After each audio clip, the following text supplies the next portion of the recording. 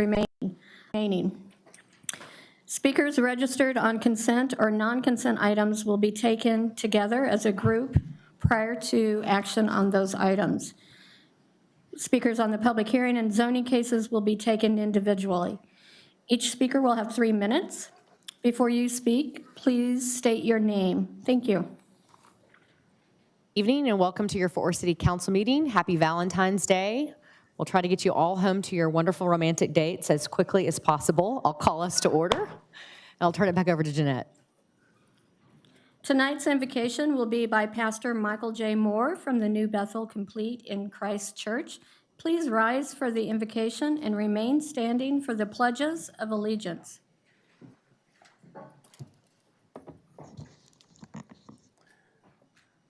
Let's go to the Lord in prayer. Father, we thank you this evening for this time and for the opportunity to come before your presence, to lift up our voices in praise, to thank you for your mercy and thank you for your grace. As we gather as the citizens and the leaders of our city, we ask for your grace upon these leaders, our mayor, all of the representatives who represent the citizens of this city.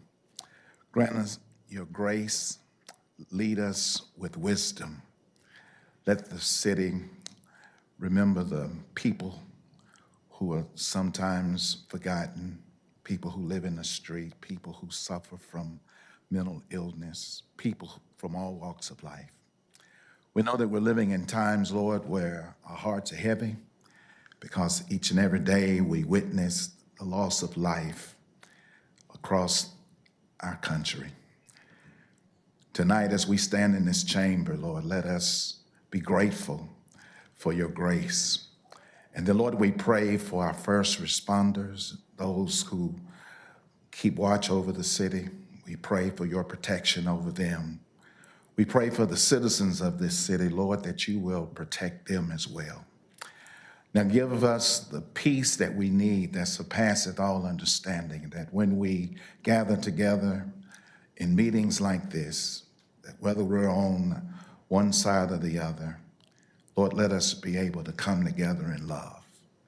And we ask your blessings on the city of Fort Worth. Make it a safe community. Make it a prosperous community for all of its citizens. And we thank you. In Jesus' name we pray, amen.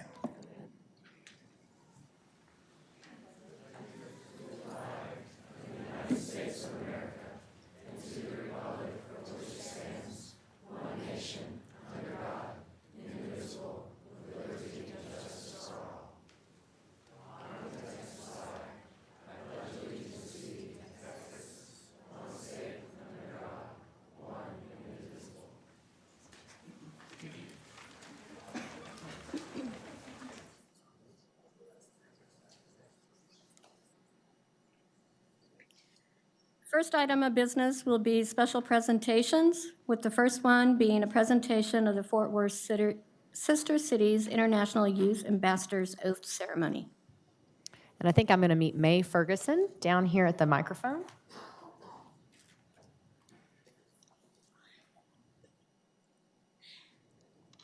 And Mayor, and City Council members, before we get started, I have a point of order I want to take to introduce a special group that we were not planning on having tonight, but we have the honor of having a group of students from Nîmes, France, who are visiting us this week. So I want all of you, if you're from Nîmes, stand up, please.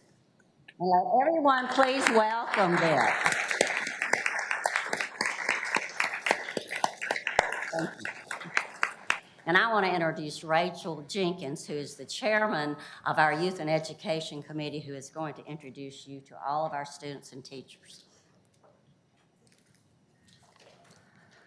Mayor and council members, thank you for having us here tonight and for recognizing the importance of global connections for Fort Worth. Fort Worth Sister Cities is the only nonprofit solely dedicated to promoting Fort Worth globally and enriching our local community through international education, exchange, and commerce. We are excited to be here this evening to have the oath of citizen diplomacy administered to the Fort Worth students who will be representing Fort Worth to the world this spring and summer. We have 64 student ambassadors traveling to France, Germany, Hungary, Italy, Japan, and Eswatini. International exchanges give students possibly their first opportunity to travel, which is almost always described as life-changing. Through these experiences, students gain important life skills, including cultural competency, global problem solving, leadership, and resilience. I would like to present the 2023 Youth Ambassadors, Delegation and Associate Delegation Leaders. These participants were selected through a strenuous application process and represent many Fort Worth ISD schools and private schools. And we are happy to say that because of the generosity of this community, we were able to provide nearly $15,000 in scholarships, enabling these students and teachers to participate. So leaders and students, if you'll make your way down.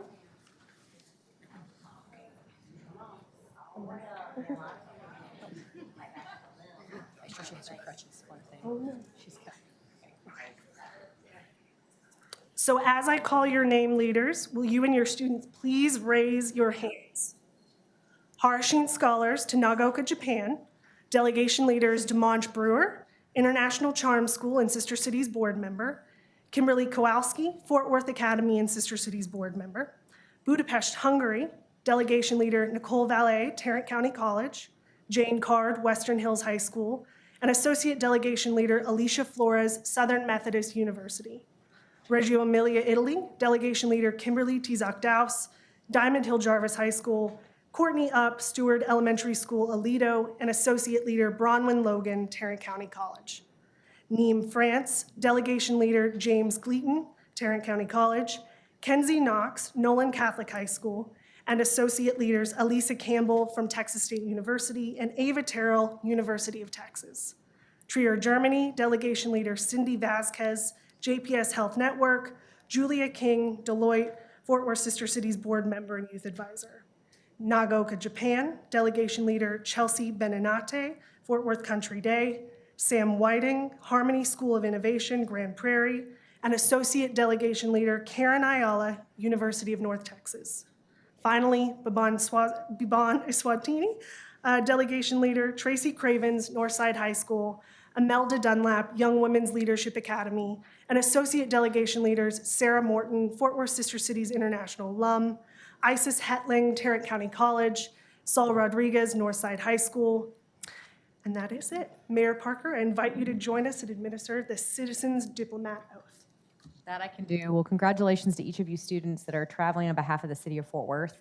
I know I can speak on behalf of this city council. We can all agree on this, how proud we are to have such wonderful young men and women representing our city across the entire globe, when really diplomacy has never been more important in the global perspective of what we're experiencing right now. So thank you for your families, for supporting you, and for each of you for going on this journey. I know that you'll find it to be worthwhile. So please raise your right hands. I, please state your name. Have the opportunity and responsibility to improve relations between the United States and the rest of the world. I am a citizen diplomat appointed by Mayor Maddie Parker and the Fort Worth City Council and Fort Worth Sister Cities program. I'm committed to do this for my city, my country, and my world. Let this be so. Congratulations, and thank you all for attending this evening. So we're gonna turn around to Bethany here, and I'm gonna come to the front. That works. Why don't you come with me, Steve?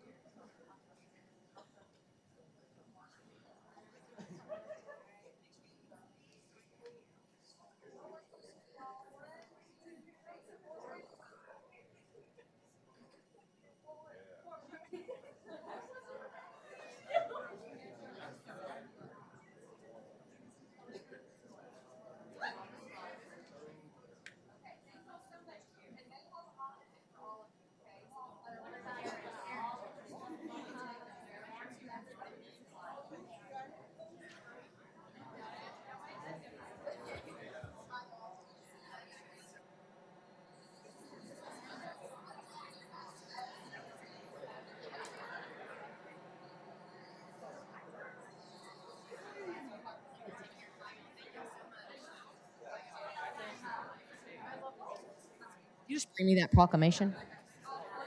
Mayor, while you're making your way back up, I just want to say welcome again to the group from Nîmes, France. I had a chance to see you this last Saturday, and give you a Molly pin. And all of y'all going off, thank you, and thank you to your parents up there for making sure this is a priority. And I want to give you a big hand, the parents, making sure that y'all understand what you're doing for your kids. And I love seeing this and this group representing Fort Worth abroad. So thank y'all very much.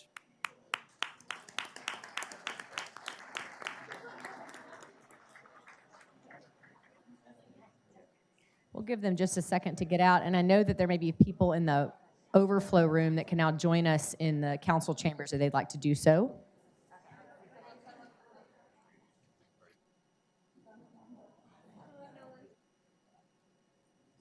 Bye, y'all.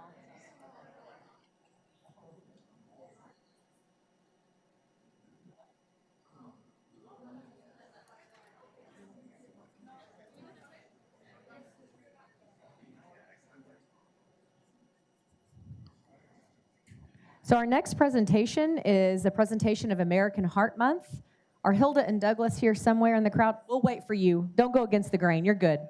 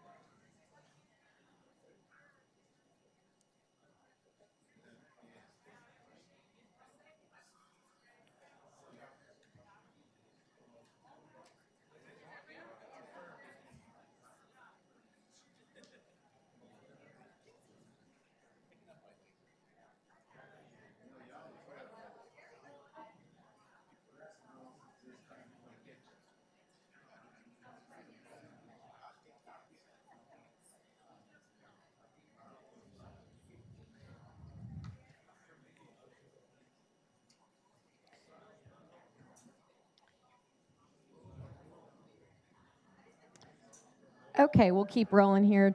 Hilda and Douglas are making their way down. We're going to shut those doors, make it a little bit quieter in here. Thank you, thank you. So the American Heart Association was founded in 1924, and their work across the nation is the oldest and largest voluntary organization dedicated to fighting heart disease and stroke. The AHA has invested more than $5 billion in research, making them the largest not-for-profit funding source for cardiovascular, and pronounce this for me. Go, huh? No, the next one. You don't know. We'll wait for it. Cerebral vascular, yes, there we go. Disease research next to the federal government. Before I read this proclamation, this cause is especially important to us because of our own Mayor Pro Tem Gina Bivens, who experienced a stroke, and we are very thankful for her full recovery to be with us this evening. That's right. And a few of us are in red or pink. That kind of counts, right? And thank you very much for the pins for us all to be in remembrance this evening. We have a wonderful proclamation. But before I read any of this, I'd like to invite both of you to come up and say a few words if you'd like to.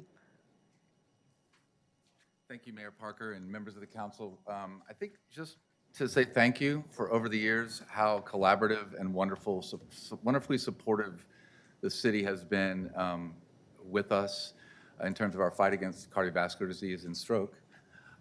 From public policy to programmatic efforts to city policies, we're just very, very thankful to have a partner like the city of Fort Worth. It's a model for the country in terms of our collaboration and our efforts to continue to fight the #1 killer in our country. So thank you all very, very much.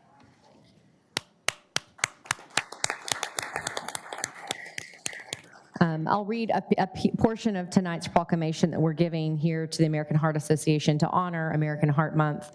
And as a reminder, whereas globally cardiac arrest claims more lives than colorectal cancer, breast cancer, prostate cancer, influenza, pneumonia, auto accidents, HIV, firearms, and house fires combined.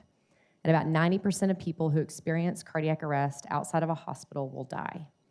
Whereas cardiovascular disease affects men, women, and children at every age and race in the U.S., this disease continues to be the leading cause of death in the U.S., accounting for 1 in 3 deaths across the United States, and the burden of chronic disease is high across North Texas. Whereas too many of our residents are living with hypertension and diabetes, women and minorities have a greater prevalence of risk factors or at a higher risk of death from cardiac arrest, heart disease, stroke, and other cardiovascular disease, but are less likely to know of the risk, have access to equitable health care, or receive bystander help. And whereas the American Heart Association is challenging every household to have someone who knows CPR to be the beat for their family, friends, and community. CPR, especially if performed immediately, could double or triple a cardiac arrest victim's chance of survival. Hands-only CPR is a technique that the American Heart Association recommends, increasing the likelihood of people performing CPR in an emergency. And now, therefore, we do celebrate and recognize February 2023 as American Heart Month. And as I hand this proclamation over, I'm especially thankful to the advocacy work that each of you do and on behalf of this amazing organization. I've been a part on several policy positions here at the City of Fort Worth and have learned a tremendous amount from not only your people here, but across the country. And I know in the city, each of these statistics is incredibly sobering, and we're all doing work in your respective districts and across the city on health equity and health outcomes. So let us be reminded that these statistics exist across Fort Worth and what we can do to be a part of it. That's what this proclamation is really all about today. So thank you very much.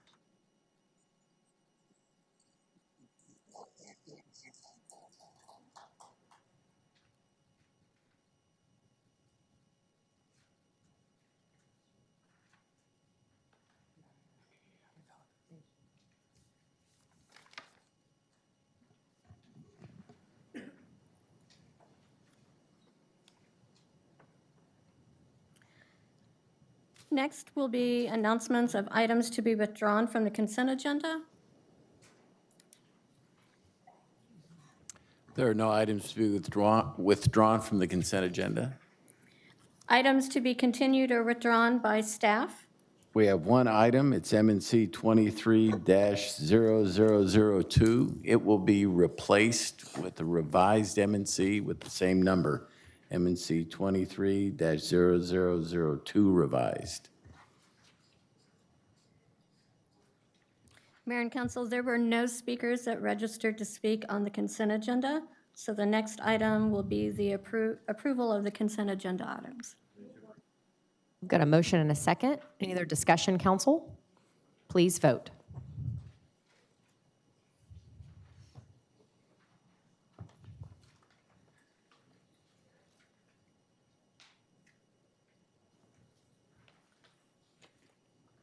Motion carries.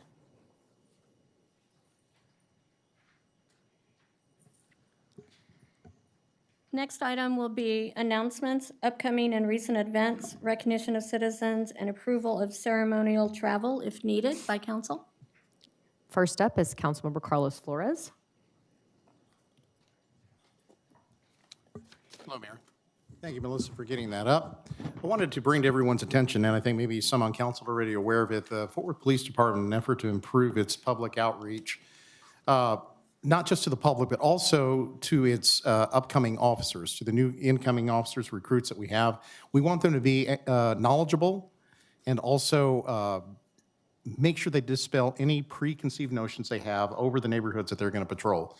So we have one of our NPO officers there, Nestor Martinez, who's been with the force a long time, along with other members of the Northwest Division, that take these recent recruits around different parts of the city and introduce them to their best representatives, the stakeholders in that area. They get to know the areas they're going to patrol.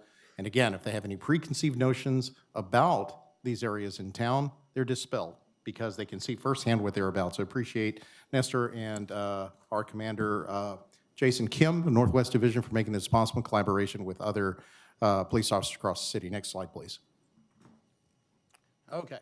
And then we have the Fort Worth Stock Show and Rodeo Parade. The weather was merciful. We weren't frigid and freezing our extremities out, so it was a great turnout.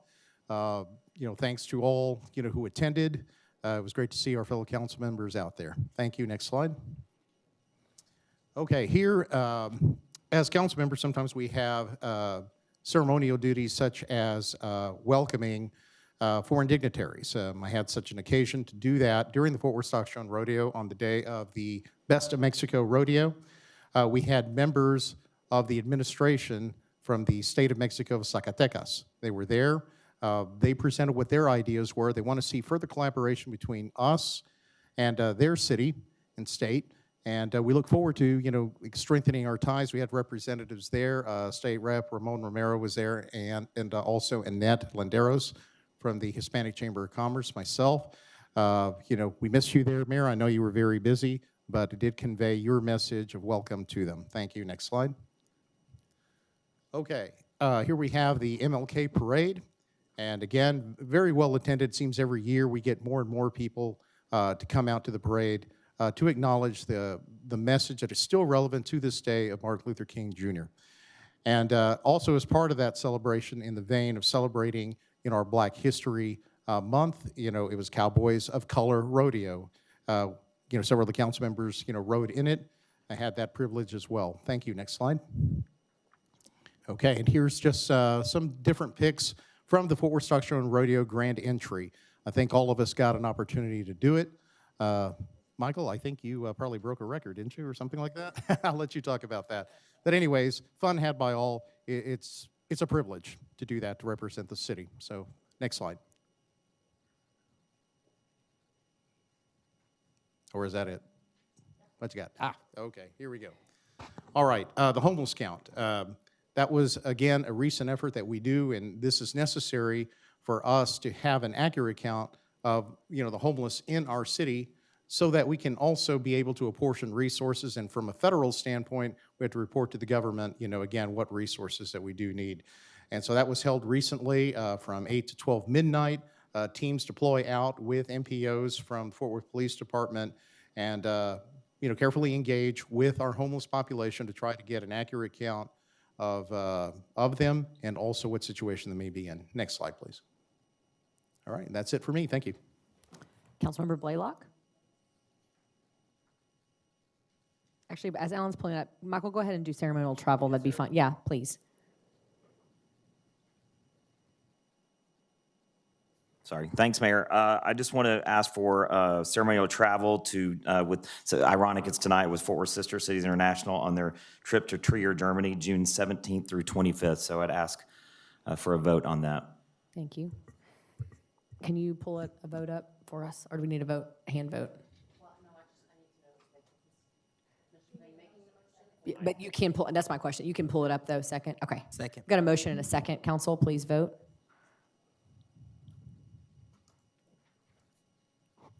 Motion carries. Thanks, Michael. Thank you. Go ahead, Alan. So we have a short video from the library here tonight. I want to thank our library director, Ms. Manya Shore, and we have one of our library board members here tonight, Mr. Rusty Fuller. Thank y'all, if you play the video.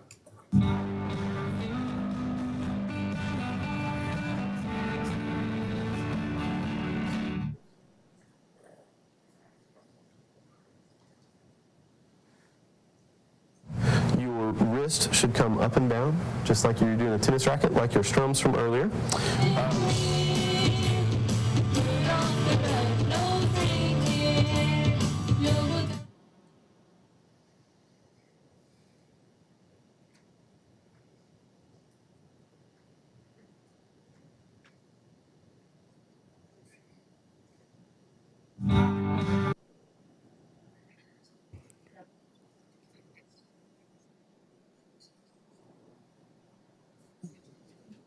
Thank you, Manya, to your team. That's great. I guess we're done. Alan's done? You're done? Okay. On to Mayor Pro Tem Gina Vivens, please. Gina. Well, just so you know, Alan, I know Judy Taylor was real excited to see the library make it tonight. We recently, oh, I forgot we missed last week. We had a new company relocate to District 5 for its global headquarters. It's called Skidabrator, and there I am with the president and a few other execs. And you'll see there are big trucks on the highway. What they do is pave whenever we have icy conditions. And so I can barely pronounce it, but it's called Skidabraker. And if you have a CDL, they're looking for you because they are looking to hire. Let's see if I remember the next one. What did I have next?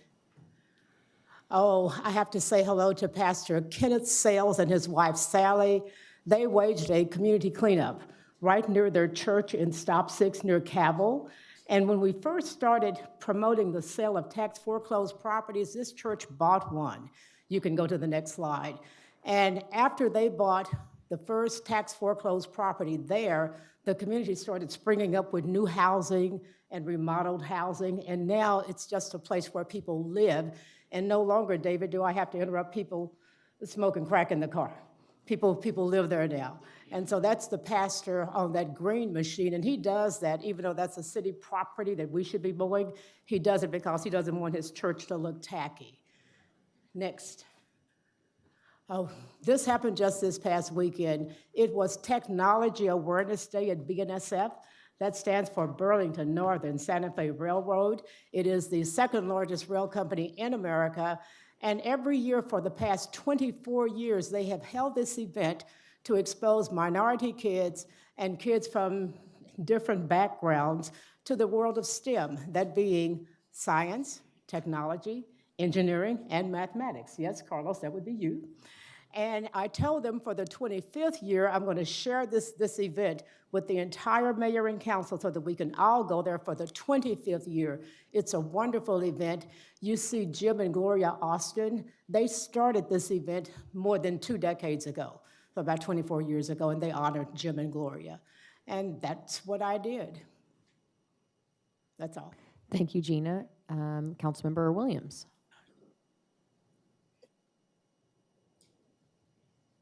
Thank you, Mayor. This first slide, we had the opportunity to work with the Quail Ridge Neighborhood Association to honor the life of Sarah Elizabeth Hanson, whose life was tragically taken too soon.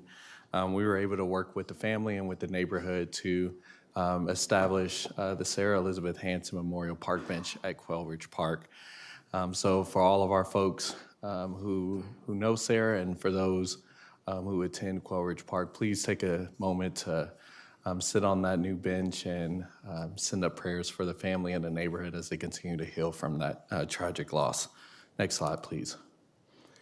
We kicked off the next leg of our reinvestment project along the Alta Mesa McCart corridor, now known as the Southwest Fort Worth Reinvestment and Revitalization Project.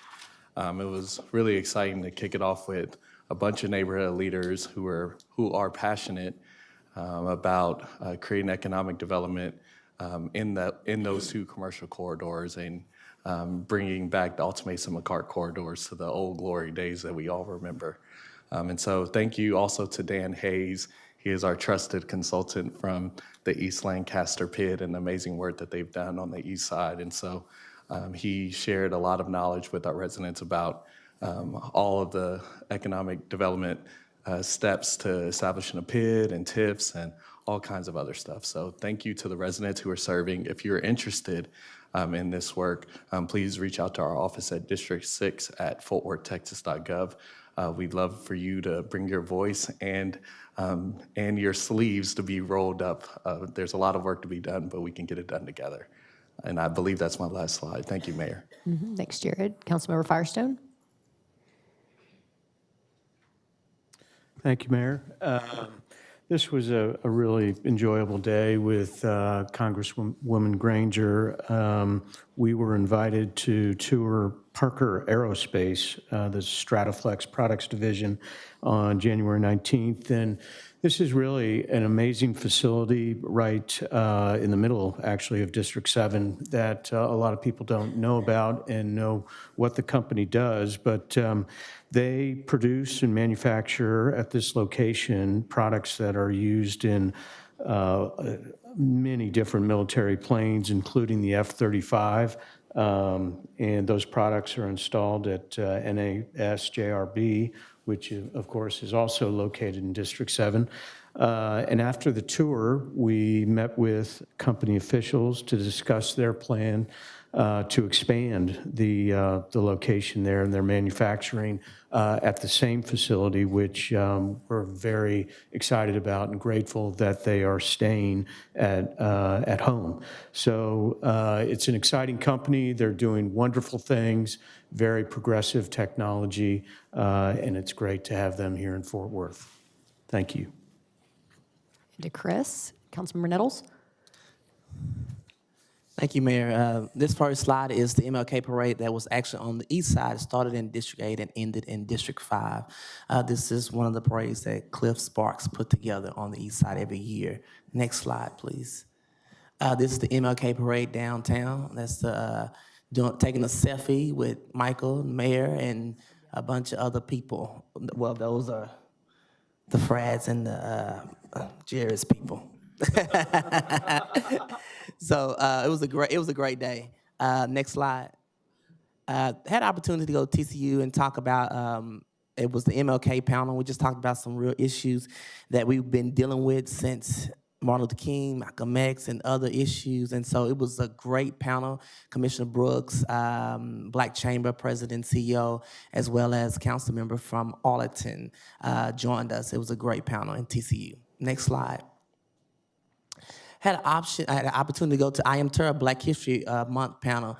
When I tell you these children were phenomenal, singing, dancing, all type of art they did on this day. Actually, one of the young girls was here with the sister cities, and so it was great to see her participating. And one of the young ladies want to be a volunteer here at the City of Fort Worth. They're just excited about government. They treated me really nice, and so we're really grateful for that Black History discussion. Next slide. Had opportunity to go to a breakfast and talk about what we have been doing here at the city. Talked about the budget, the street sweepers. Talked about votes that went up and went down, and so it was a great event. Jerry Williams joined me, as well as Carlos Flores was there. Next slide. Today, I had the opportunity to go to the community food bank. It was a love day. This food bank is doing phenomenal things in Riverside community.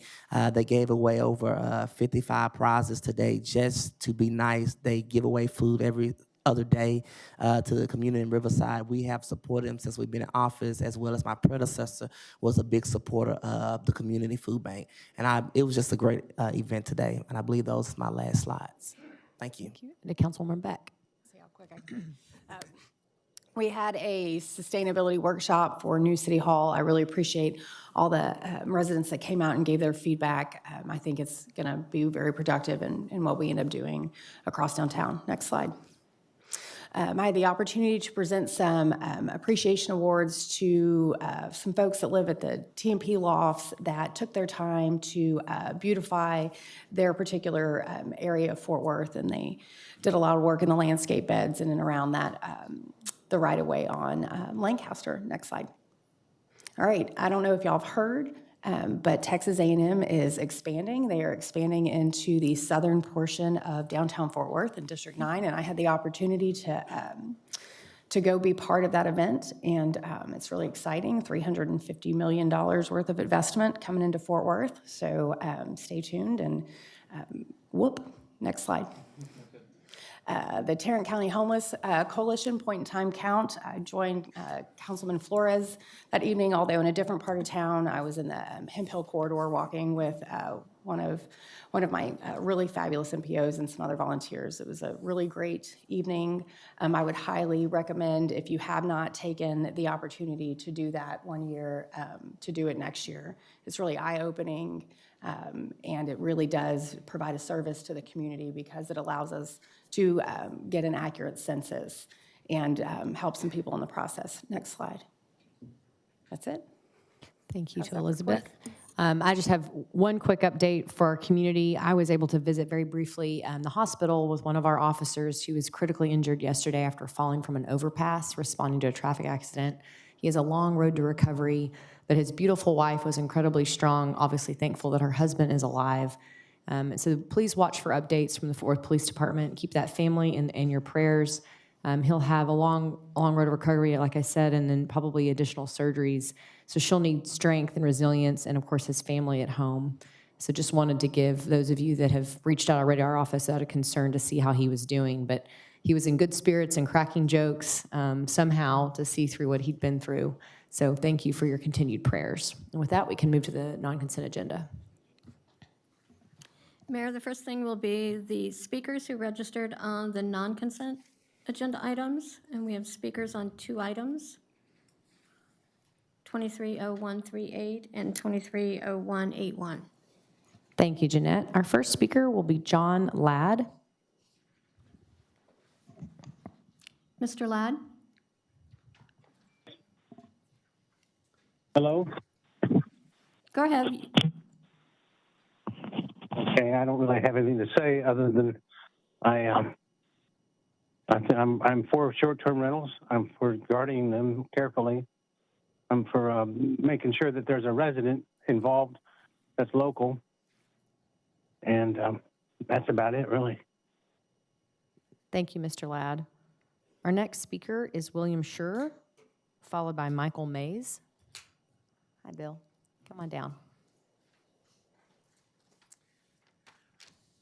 Mayor Parker, Mayor Pro Tem Bivens, and members of the council, I'm here really just to thank you, city staff and the city attorney's office for taking up this very difficult issue and hopefully passing the short-term rental registration ordinance tonight. Adopting this carefully thought out, well-crafted, and defensible ordinance will be a significant step forward for the city. Since I've stated my views in a lot of correspondence and speaking before, I'll sit down now and yield the floor to other speakers. Thank you, Mr. Schur. Next speaker is Michael Mays, followed by Andrew Epps.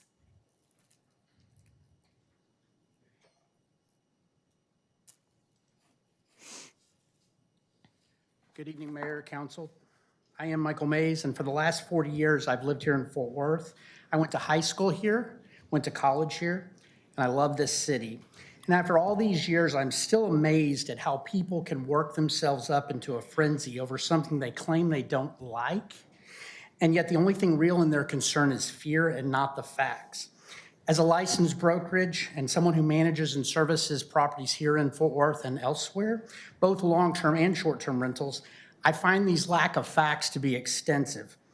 There are not vacation rentals in this area, they're short-term rentals. Yes, some people do show up in Fort Worth for vacation, but let me share a list of reasons in the last 90 days that people have stated are short-term rentals. Stock show, which we just mentioned earlier, visiting the stockyards, adopting a baby, volunteering at a local nonprofit, concerts at Dickies Arena, Christmas, home renovations, TCU football, honeymoons, funerals, family reunions, birthdays, working at art shows, job interviews, and school tours. There are many reasons that people come to the area and use short-term rentals. What's interesting is opponents of short-term rentals are afraid of, quote, what could happen. And yet, in the last 12 years, there have been very few incidents that have even occurred. Let that sink in. Since 2011, we have had short-term rentals in the city of Fort Worth, and yet most people, especially opponents, are not even aware of that. Why? Because there haven't really been that many incidents, though there have been some. Frankly, as someone who is in the know, there are more problems that exist at long-term rental properties, someone that lives there and calls it home. As someone in property management, again, the opportunity for me to work with the Fort Worth Police at a property that's a long-term rental and help them discover guns and drugs right near Dickies Arena. Oh, wait, did I say a rent house near Dickies Arena? What about the fact that it was an old retired woman and her son that lived there? What about domestic abuse that happens? Children being abused. These are problems around people, not around short-term rentals. Also at the root of this is a property rights issue.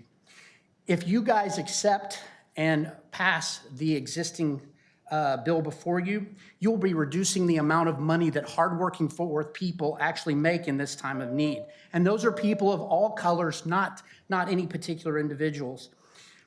You will also be stepping into perilous territory as the state of Texas, this Texas Supreme Court has determined it is not a commercial venture, though you try to declare it to be one. If you vote to affirm this, you are stepping into a sticky future that will definitely involve litigation. Thank you. Thank you, Mr. Mays. Our next speaker is Andrew Epps, followed by Susan Harper. Hi, good afternoon, Mayor Parker and the council. I represent the Fairmount Neighborhood Association as their president. We just had a couple questions as an organization to the council. Currently, parts of Fairmount are not labeled and zoned for short-term rentals, and from just outcries to the council and meeting people at our General Assembly, there are people that are on Airbnb, VRBO that are listed and offering short-term rentals. So kind of our questions and considerations are, as we move forward as a city and allowing short-term rentals, where there'll be, ways to look through those websites and monitor them and make sure that even though we're passing laws, that they are following those laws and the places that are zoned, and making sure that the people that are offering that are following the rules and following the zoning rules of this new ordinance. So that's all I have to say. Thank you, Andrew. I'll make sure Dana Bergdorf, who's here tonight, gets with you after the meeting, or before you leave, rather. Perfect. Okay, thank you so much. Thank you. Our next speaker is Susan Harper.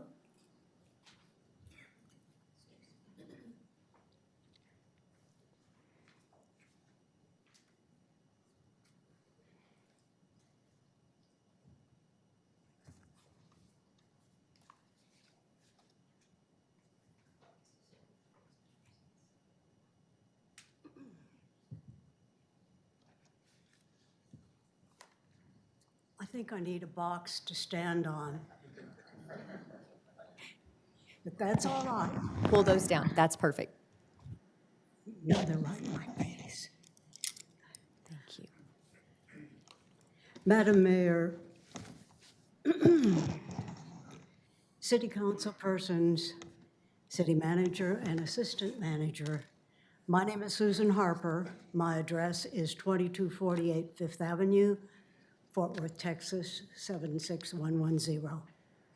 The pages I have distributed to you are copies of an opinion piece in the Sunday Dallas Morning News by Lisa Severs and Vera Elkins, titled "Behind Short-Term Rentals Are People."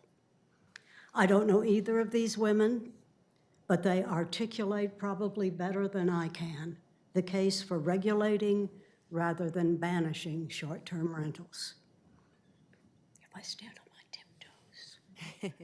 If I may paraphrase, short-term rentals fill many needs: long-term business travel or hospital medical care, guests who wish to experience the city neighborhoods, extended families during holidays or personal celebrations, families dispossessed by property damage.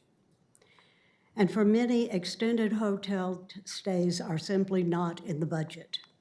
Short-term rentals should be considered part of the housing solution in Fort Worth, and I think probably is already part of the travel planning process for many Americans.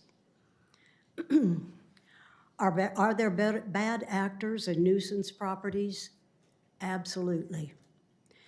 But they represent less than 10% of our industry.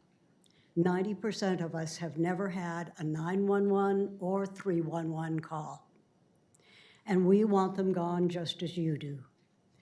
2 weeks ago, I sent you my story and request for consideration on this issue, so I won't bore you by repeating it. Instead, I will quote from the Severs-Elkins article. Good policy is patient, inclusive, data-driven, and compromising. I believe I speak for many of my fellow owners when I urge the City Council to appoint a task force which includes all sides of this issue and creates a policy that prohibits nuisance properties, funding to support the necessary code enforcement officers, and produce an ordinance that swiftly and effectively rids the neighborhoods of bad actors while allowing responsible owners to continue to operate. Thank you. Thank you, Ms. Harper. Jeanette, I think we're going to go ahead and vote on item 23-0138 before we move to 0181 with Adrian Smith as speaker. If you can move us through that piece. So council, this will give you an opportunity. We'll vote on this ordinance pertaining to short-term rentals. You're welcome to speak to the item before we vote. Councilmember Beck? I'll move to approve this particular item. First of all, Mr. Epps, congratulations on your recent election to Fairmount Neighborhood President. Let me say that Fairmount, of all of my neighborhoods, is probably the one that was most amenable to Airbnbs. And so it's my commitment to you to work with the neighborhood. There are still options to have Airbnbs when the neighborhood wants them, and I think that's a really important, and I'm glad that you brought it up because it's what I plan to speak on. We're making this decision today to protect our neighborhoods, but we're not completely taking out your personal property rights. You still have the right to petition this council like you would any other zoning change if you want to make your home an Airbnb. Then it becomes incumbent on the neighborhood and what they want to, to work with council. And so I look forward to working with Fairmount, and I'm proud of this particular council for making sure that we did make sure that we left our communities and our neighborhoods in a really strong position, but still provided an opportunity for us to be able to deliberate and do what's best for our city as a whole. Councilmember Flores? Thank you, Mayor Parker. I'm going to vote in support of what is being proposed, and I'll tell you why. Neighborhoods are places where people live, interact, and know one another. They tend to have unique identities, and that is evident across this city. Our zoning ordinance provides categories that define how development and redevelopment are going to occur. It is an orderly fashion in which this is done. I'm respectful of property owners' rights to use their properties to the fullest extent permissible, under the law. But I'm also very sensitive to the homeowners and traditional renters who enjoy their residence. That's what a neighborhood is about.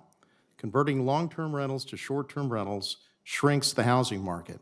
And that is something that we have a problem with nationally right now. It's just not the city of Fort Worth that's grappling with that problem. Currently, it's been said that all we need to do is just enforce it, have more regulation. Well, that doesn't produce any fruit unless you have the necessary co-compliance staff to enforce it, and we do not. And to have it to the numbers sufficient to do that, it's not foreseeable. It becomes a quality of life issue. So I do acknowledge that STRs provide an innovative and attractive rental stay option for visitors. We have many to our cities, and many are run very responsibly. Allowing them, however, into residential areas becomes a matter of habitation versus visitation. People live in neighborhoods, okay? They don't do business in neighborhoods, okay? And this is an enterprise, a business enterprise, the way I look at it, just like a traditional rental is as well. Another aspect that I looked at, short-term rentals, how it impacts available apartment units. Some apartment units can bring up lease-up boosts to occupancy. There are cons and considerations to that as well. Apartment executives have expressed concerns about STR leases taking away available apartment stock for those who need long-term rental options. And it causes also fluctuations in the lease rates. And this affects also those residents who live in apartments and their quality of life. So with that, I'm going to support it, but I will say also, I appreciate all the public input. We've gotten a lot. Individuals who have weighed in and met with us, city staff, for their diligence on this, the STR Association and Association of Realtors. Is that a second, Carlos? I'll second it. Great.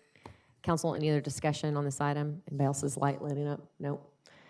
Just to close, to say thank you for everyone. And I know there's still a lot of frustration and concern in the community. Just as a reminder, the Texas legislative session is going on right now. And so the city of Fort Worth is, of course, watching this closely. And I think Mrs. Harper did a beautiful job articulating this. It is about people.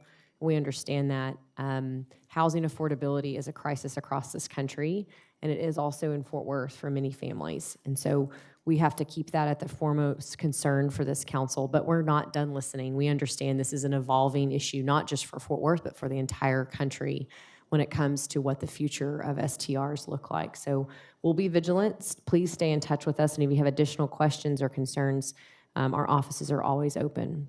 With that, I think we can vote, council. Thank you.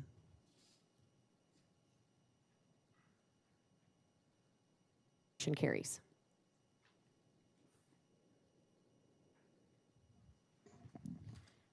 Next will be the speaker on 230181. So Adrian Smith, I think, is joining us by phone. Yes. Mr. Smith? Make sure Adrian's not. Okay, there he is. Yeah. Go ahead, please. Yes, now this, what am I speaking on? Am I speaking on the short-term rental? No, sir. Adrian, we have you on an ordinance pertaining to qualification to vote for mayor and council elections. Well, okay. But you can speak on whichever one. Go ahead.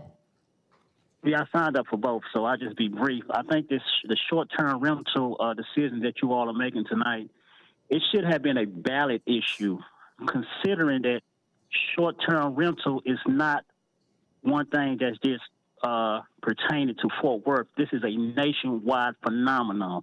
So this should have been a ballot issue and not a council's decision. Now, what you all have done is divided communities. Communities will be divided one way or the other.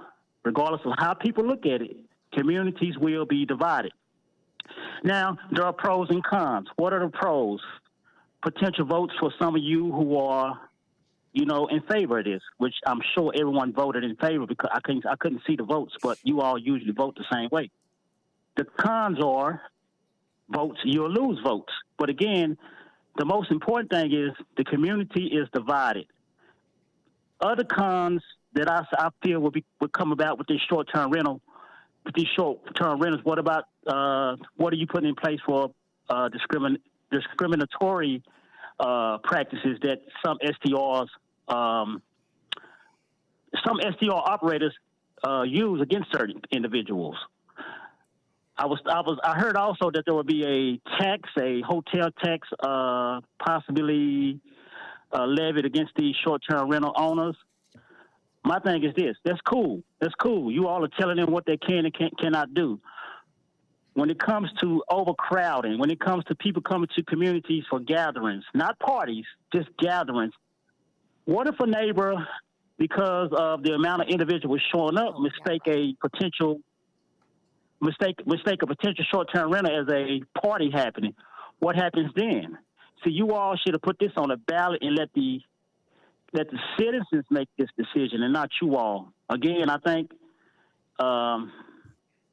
it's a lot of self-serving interest that's at stake with this vote, but the vote is done. So for everyone at the sound of my voice, whether you on the side of for or against, know that I hope you all can come together as a community because this vote has caused a division. So, and that's all I have to say regarding short-term rent. As far as the upcoming election, I just hope everyone is geared up and ready for it. If you're interested in running, you have until Friday, 5 p.m. to put your name in for a candidate to run. Thank you all for taking my call. Everyone be blessed. Peace. Thank you, Adrian. Council, I think we can vote on item number 23-0181. Move for approve. Motion and a second. Any other discussion? Please vote.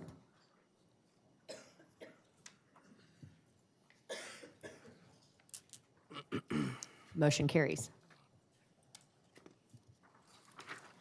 Next item is 230054, appointments to the boards from District 4.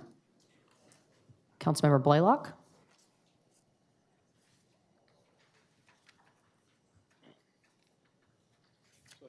Request to consider appointing Matt Cotter or reappoint Matt Cotter to the City Planning Commission and Capital Improvements Advisory Committee for Transportation Impact Fees.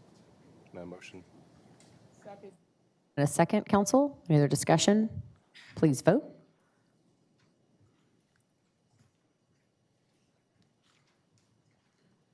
Motion carries.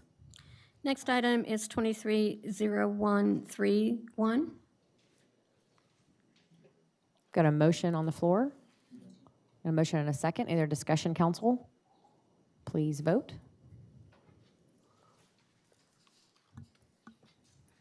Motion carries. Next item is 23-0132.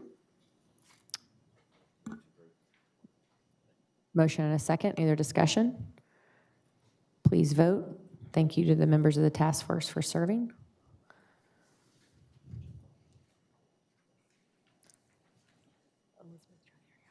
Motion carries. Next item is 23-0133. Move to approve. Motion and a second. Please vote. Motion carries. Next item is 23-0134. Motion and a second. Please vote.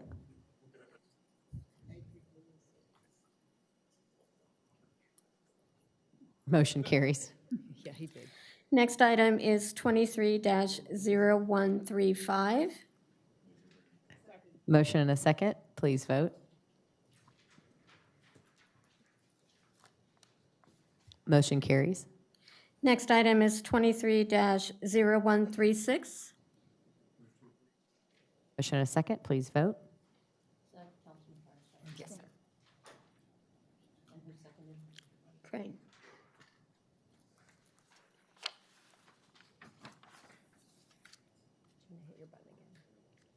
Hit your button again. Motion carries. Next item is 23-0182. Motion and a second. Please vote.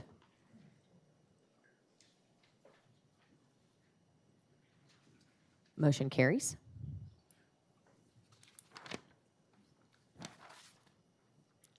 Mayor, that gets us to the public hearings, and the first one will be 23-0002.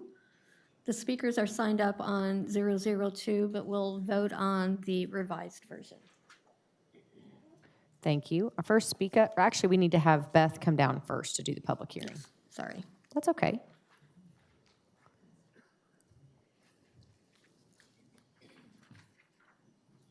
Good evening, Mayor, members of the council. This item on your agenda tonight is a continuation of an alcohol distance variance that was requested last month. This item is a site at 5693 West Creek Drive, where there is a restaurant that is wanting to add alcohol back to their restaurant that was discontinued while the restaurant was closed during COVID. The site is within 300 feet of 3 churches as well as 2 schools.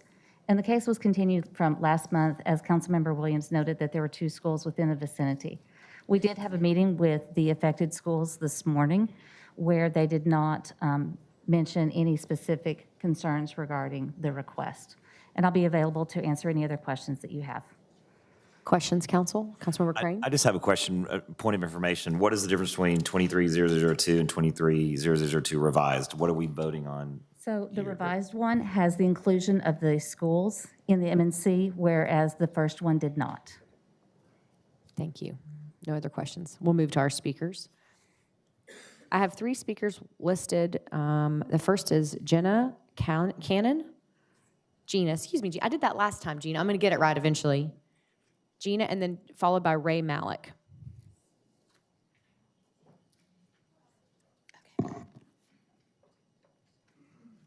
Good evening, Mayor and council members. I'm Gina Cannon. I'm representing the applicant, Joaquin Miranda, the owner of the restaurant. Last year, in March of '22, he requested a alcohol inspection for this location to see if he could apply to have an alcohol permit. I have given you a copy today of that report from the city inspection that shows he was within 300 feet of church or school. In September of last year, he decided to apply for the variance and paid the $500 to the city of Fort Worth. We have obtained a letter of support from the 3 churches that are within 300 feet, from the owner of property, from the local homeowner association, and made ourselves available to talk with the 2 school districts, or I'm sorry, the 2 schools located close to this restaurant's proximity. They did not have any concerns we did make sure that they realized there is no late hours being requested, that it is just to sell alcohol at their Mexican restaurant. It is a family establishment. Last year, we also, last month, right after this meeting, we sent a certified letter to both of the schools so that they would know who they can contact at TABC if they choose to protest this application. I received confirmation back from TABC that no protests were filed by the schools. Like I said, we talked with them this morning. I also wanted to let you know that I looked up to see if there had been any violations at this address over the last 13 years where TABC was called out to issue any kind of citations, and there were not. That is prior to our owner taking over. Also, there, excuse me. Also, last time I was here, I mentioned that TABC is going to require that the applicant put up a $10,000 bond to ensure they are a good neighbor, and will absolutely take that bond should there be any complaints against the restaurant of any kind dealing with alcohol. Lastly, I mentioned to the district representative that every school, every church, every neighbor has the right to enter a protest either by name or anonymously with TABC before they can renew their permit every 2 years, just as an insurance to the city that they will be a good neighbor. Thank you.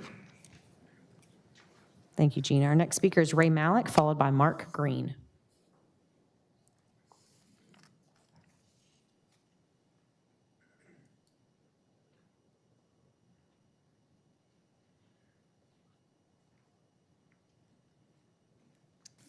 Hello, Council. My name is Ray Malik. I'm actually the one of the owners of the shopping center.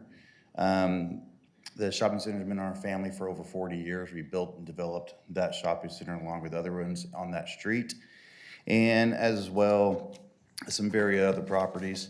We all know that COVID hit, so the restaurant that has been there prior to the one we're talking about was one of our original tenants from 40 years ago. When COVID hit, he decided to close shop because he didn't know how long, what the restrictions were. He was up in age. So it took us numerous months and time to find a new proper owner to take over the restaurant. And we did, and he's been putting up every effort to go forward. He's remodeled it substantially. He's helped, revitalize that little neighborhood. We try hard to maintain good quality tenants over there.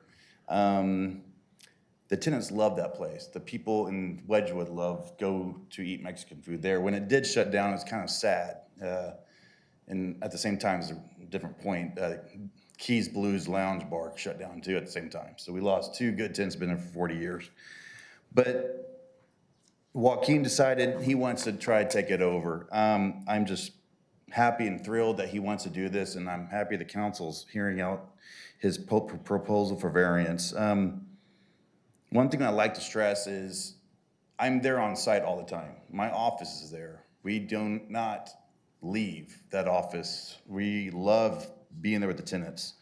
We've seen other tenants come and go. We've seen schools and shopping centers get demolished next door and rise again. And at the same point, we've had our tenants there stay there as long as we like. And that's what we're trying to do here. We're trying to build a good family atmosphere.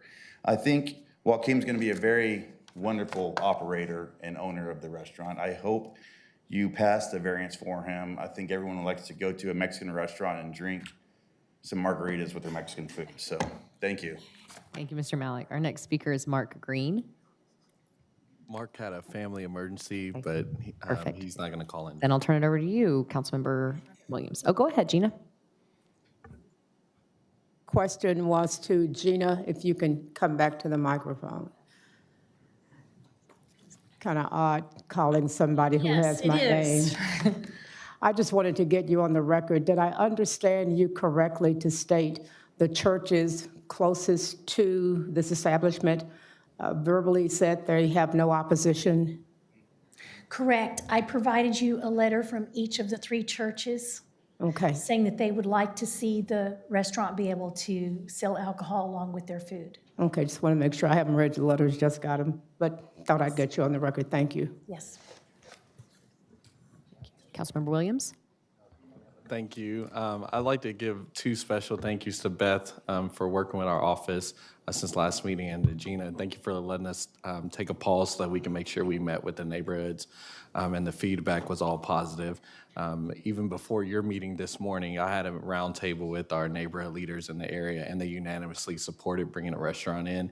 Those leaders are also on the revitalization working group. So, Ray, I would love for you to connect with Davia.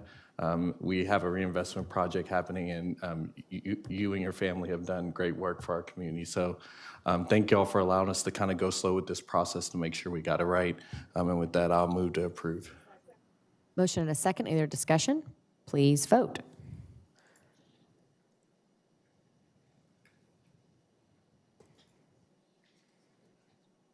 Congratulations. Now we all need to go to San Antonio Mexican food, sounds like. Okay.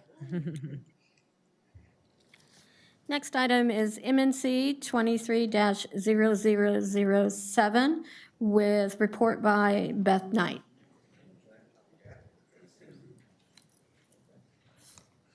Good evening, Mayor, members of the council.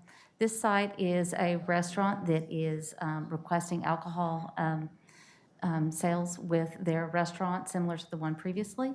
The difference for this is that they are immediately adjacent to Lake Worth High School. The discussions with Lake Worth High School have been continuing to evolve even through late this afternoon, where they said that they were going to put this item on their school board agenda on February the 27th. So as of right now, we don't have any input from the school, but likely would be able to get some in a couple of weeks. But I'm here to answer any other questions that you have. Thank you, Beth. Our first speaker on this item, Councilmember Flores, is Paul Cardarelli. Is Paul here? Okay, go ahead, Carlos. Yes, as Beth mentioned, we had been in communication as late as this afternoon on the matter. Mr. Cardarelli did speak, at my suggestion, to the high school principal, including the superintendent of Lake Worth ISD. And that's where he was told that they would consider the matter at their next meeting on February 27th. So in light of that, I'm going to move to continue this to give them adequate time for consideration, 2 weeks, which will put us, I think, on the 28th. Motion and a second. Please vote.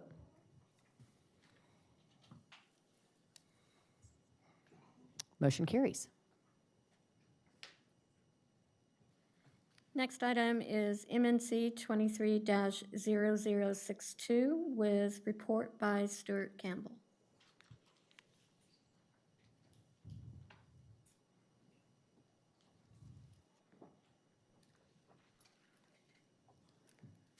Hi, Stuart. Good evening, Mayor, Council. My name is Stuart Campbell. I'm with the Plating and Annexation Office. This is an annexation request, tonight's public hearing. To let you know, the applicants requested a continuance on this item. This was originally on the 31st agenda. It's now here with us today. They've asked for a 14-day continuance to the 28th. I'm prepared to give a staff report tonight if you like. It's up to the pleasure of the board.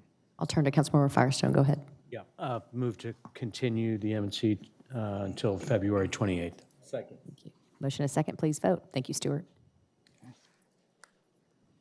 Thank you.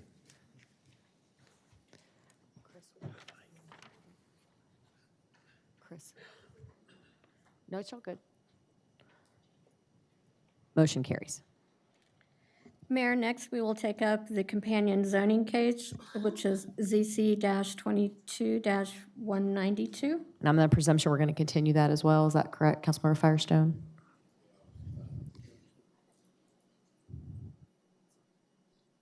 Second. Okay. Motion and a second. Please vote.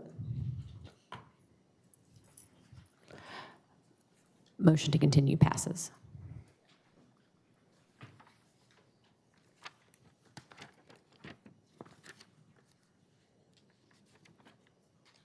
Next will be ZC-22-198 at the request of Mayor Pro Tem Bivens. Our first speaker on this item is Dan Hayes, followed by Nikki Moore.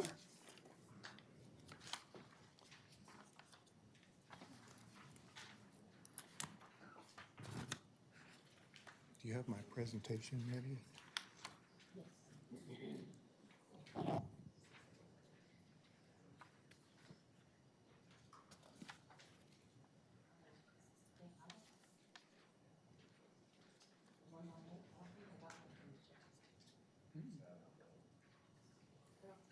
I emailed it to you. You said you put it in the deck. Mm-hmm.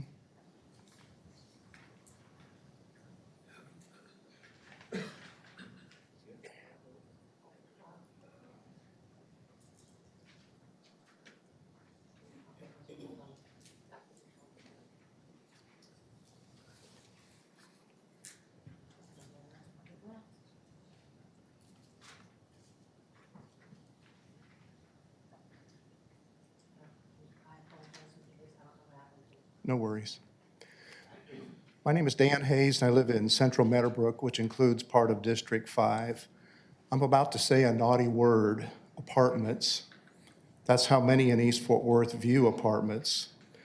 Well, data can be quite revealing, so I searched basically everything from 121 south to 287 and from downtown to the Arlington city limits, looking for apartment complexes built over the last 60 years, or any time really, but I found them dating back to 1962. I was able to locate 82 apartment complexes, 88% of which are at least 34 years old. This particular case, nobody will talk to this developer, and we're clearly communicating by saying no, that if you're looking for a new, up-to-date apartment, Mr. and Mrs.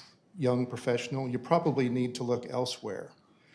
Do you think that developers also understand this message? Yet Greystar has the temerity to think this time will be different. This developer has a product worth at least considering, but no audience with which to negotiate. The Zoning Commission didn't even suggest a continuance to encourage dialogue. Will you, Ms. Bivens? New apartment communities are celebrated with fanfare in Stop 6, but not even a continuance in this case to try to get some negotiations going. Decisions should be based on the next generation, not the next election, or so y'all were told at the Friday retreat. If the denial is upheld, rest assured Greystar will build elsewhere, and a community somewhere else will benefit. Developers will again see that East Fort Worth is not receptive to proposals helpful to our long-term economic vitality. The real irony is we will continue to perpetuate the very thing we want to avoid. There will be no fresh competition for declining apartment properties and problem tenants. This is the area that I surveyed. This is the list. This is how it pans out when you actually look at when these apartment complexes were built. The little pie slice with all the colors are all the ones that have been built since 1988. It's not a very big chunk. And of those 10, 6 are low-income tax credit properties. Only 4 are actual market rate apartments, the most recent being built in 2002. I wonder if those in opposition are really connecting all the dots and understanding the full impact of a denial in this case. Thank you. Our next speaker is Nikki Moore, followed by Neil Nicholson.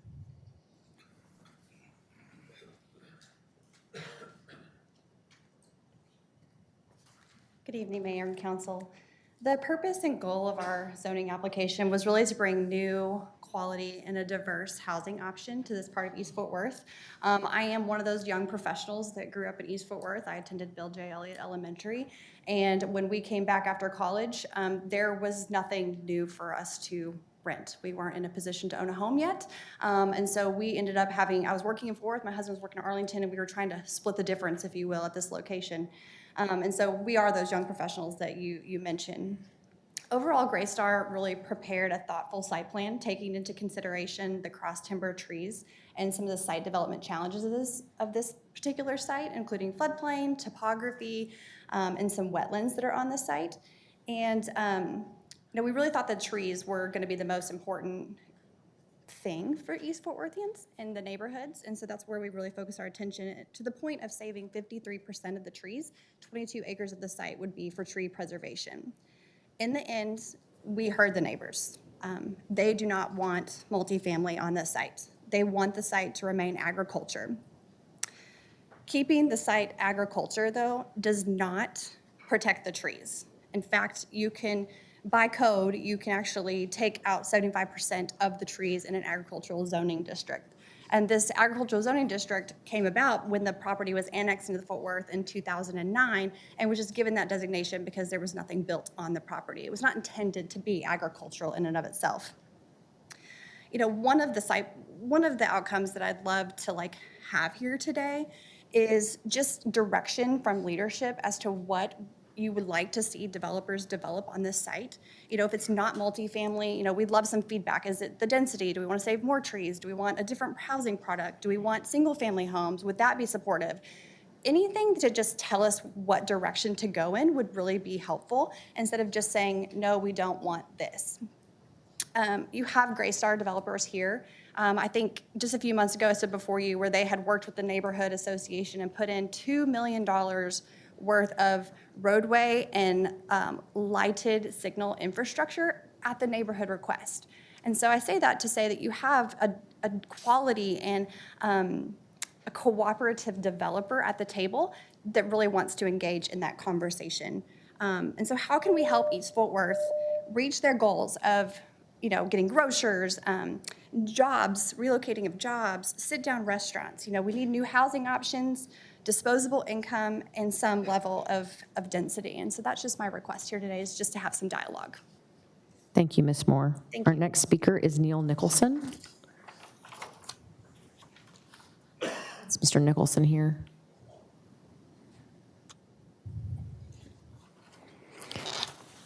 Mr. Nicholson will be followed by Daniel Box. Good evening, everyone.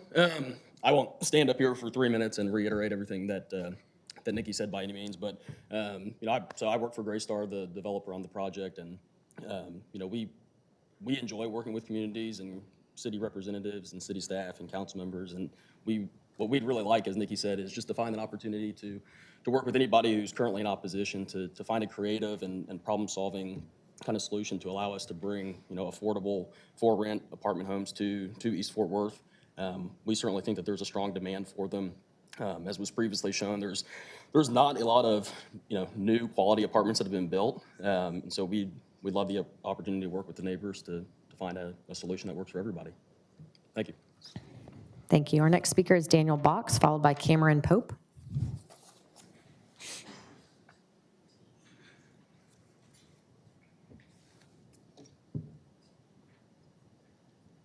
Good evening, Madam Mayor and members of the council. For the record, my name is Daniel Box, and I'm a zoning attorney with Winstead PC, with offices located at 300 Throckmorton. I want to thank you for your time. I won't be too long-winded. I might be what you would describe in this project as the backstop. I certainly think that there are many good quality arguments for why what we're proposing is good and should be approved. But we also understand that there's not support, or has not been support for the project, and that there is the very real potential that it could be denied with prejudice. And so I'm here to kind of explain why we think that would be inappropriate, at least from a legal standpoint. Just kind of some high-level points. Really, I just want to zero in on two, namely the fact that the property was involuntarily annexed. Of course, that was done in 2009, when this council knows is perfectly legal and licit to do so. But of course, if that action were presented before the council today, it would not be able to, it would hold no water, as municipalities are no longer able to do precisely that. It is legally prohibited. My second point is something that Nikki had already kind of touched on, and that's the agricultural zoning designation that currently exists for the vast majority of the site. I bring that to mind just because under the text of the zoning ordinance itself, that is intended to be a temporary zoning annexation, a temporary zoning designation. It's not intended to be permanent. And so we think that even if the zoning designation that we're pursuing today might not be. And so for these two reasons, we do think that if it is the intent of this council to deny the request, we think it'd be more legally appropriate to deny it without prejudice as opposed to denying it with prejudice. Thank you. Thank you. Our next speaker is Judy Taylor. Judy will be followed by Dale Summerfeld.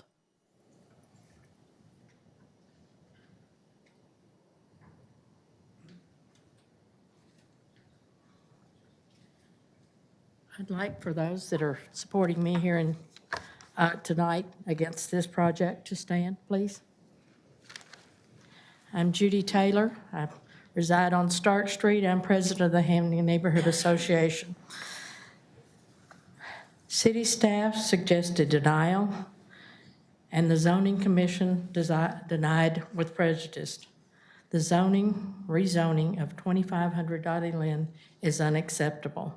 This area is a historic Indian campground with many classes of wildlife and trees.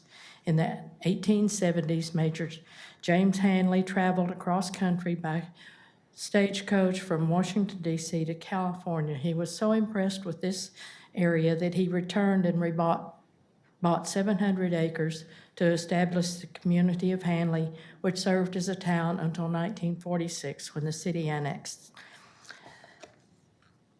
The representative from Greystar told several different stories to leaders of the East Fort Worth, leading us to not be sure at all that we could trust them in any way or manner. The land is zoned agriculture and neighborhood commercial, housing many trees and wildlife. We just need the oxygen from these trees. We cut all these down and you and I are going to quit breathing.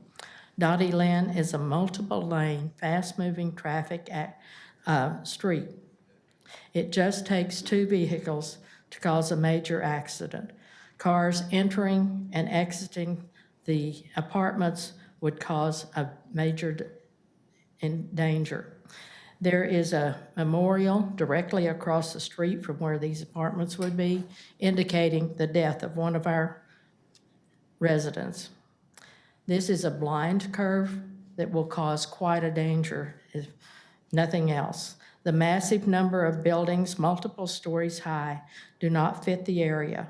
There are multiple apartment complexes in East Fort Worth, and there are multiple areas that are zoned appropriate for this that Greystar could have purchased. I personally live in an area that lost our two grocery stores because of the joint mass of apartments put there. Thank you. Please deny this with prejudice. Our next speaker is Dale Summerfeld, followed by Dave Folson.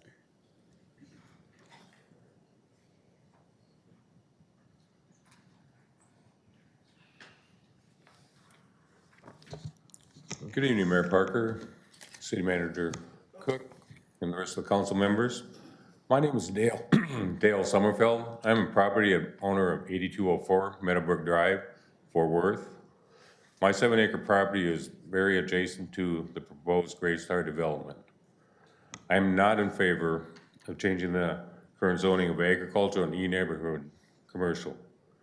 This property is correctly zoned, I believe, and there are many other properties in the area that are zoned multifamily and appropriate for the Greystar project. We purchased our property with the knowledge that proposed development was primarily agriculture. One of the advantages for us is the large amount of trees that protect the East Hayes Parkway, and the trees also absorb a lot of the water that is currently, collects on this area. And we also get to watch the abundant wildlife that runs on this property. Incidentally, I have not been contacted by Greystar on this development, and we need to keep our agricultural, commercial tract of land as it is. Please vote with no prejudice, deny CZ 22-198. Thank you. Our next speaker is Dave Folson, followed by Cindy Bowling.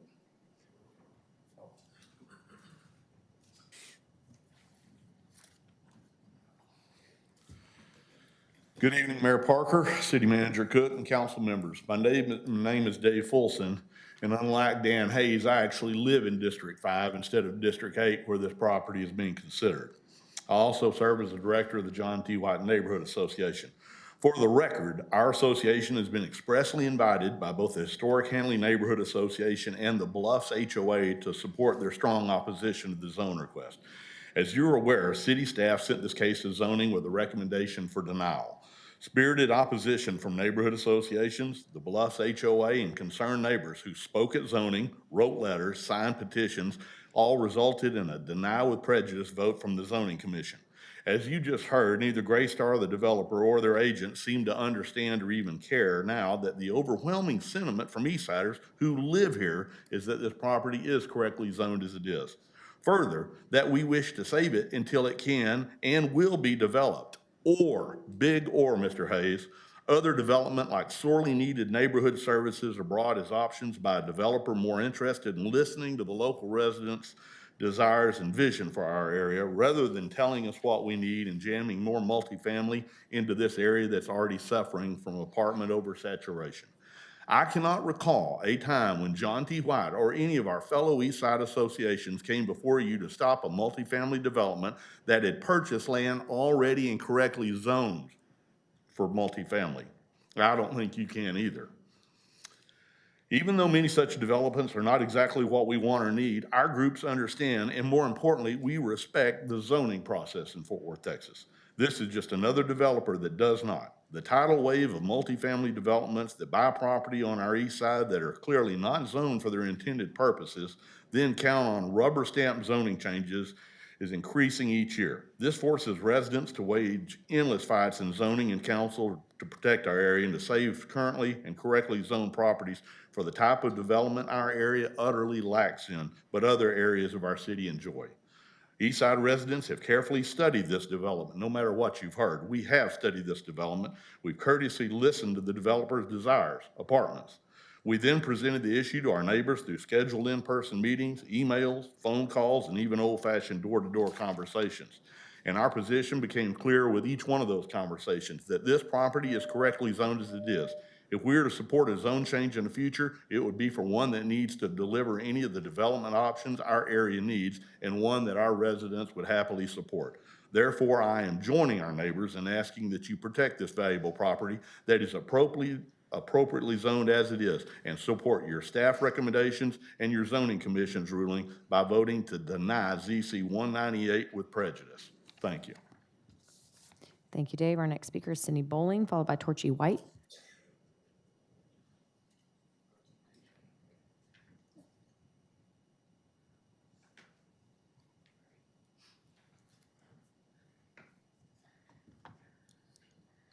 Thank you, Mayor and Council. My name is Cindy Bowling.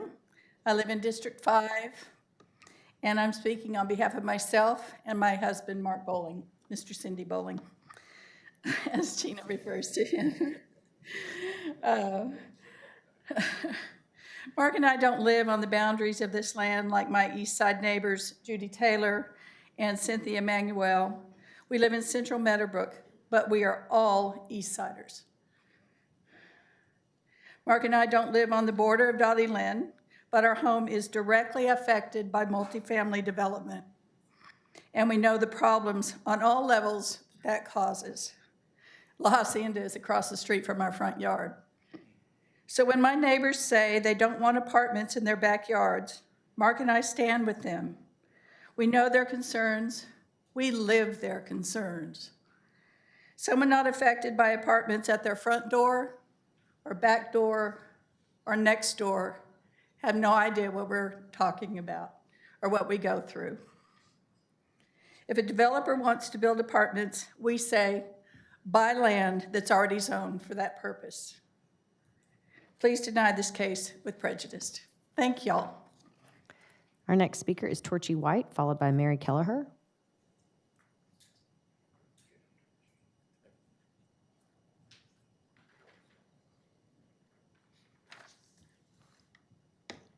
Good evening. My name is Torchy White, and I am a resident of the East Side and of District 5.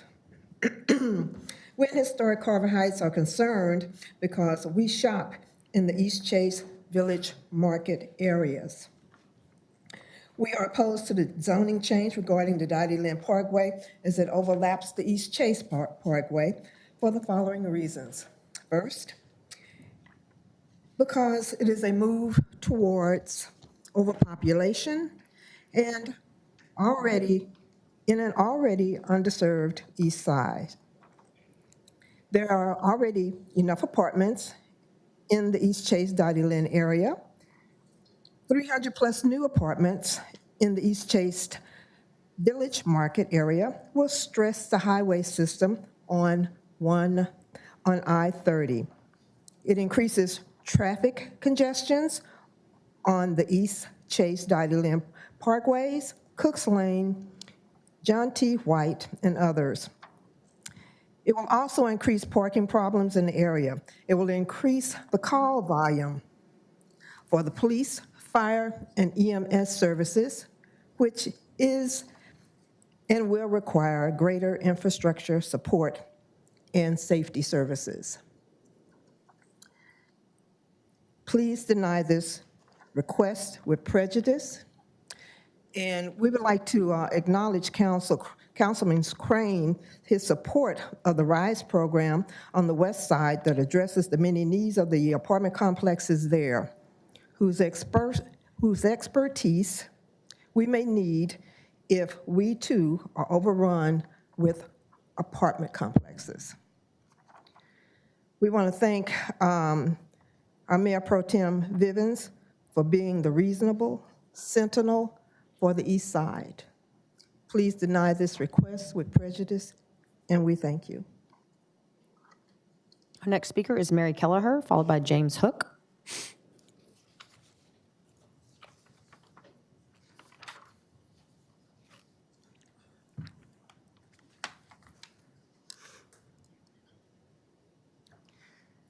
This is a picture of agriculture, AG zoning, ag zoning, floodplain, and wetlands on the east side. My name is Mary Kelleher, and I live at 7901 Randall Mill Road in East Fort Worth. Our property is zoned ag, and sadly, we're one of the last remaining working cattle ranches on the east side of Fort Worth. I'm going to give you 4 very good reasons to deny this zoning request. First, this is Cowtown. Fort Worth became known as Cowtown during World War I because the stockyards were the largest livestock market in the world. The city's official logo is all over the place. It's Molly the cow. This is our heritage. Number 2, Fort Worth uses ag zoning to preserve agricultural land, which impacts society through providing people with food and habitat for cattle, horses, and other livestock.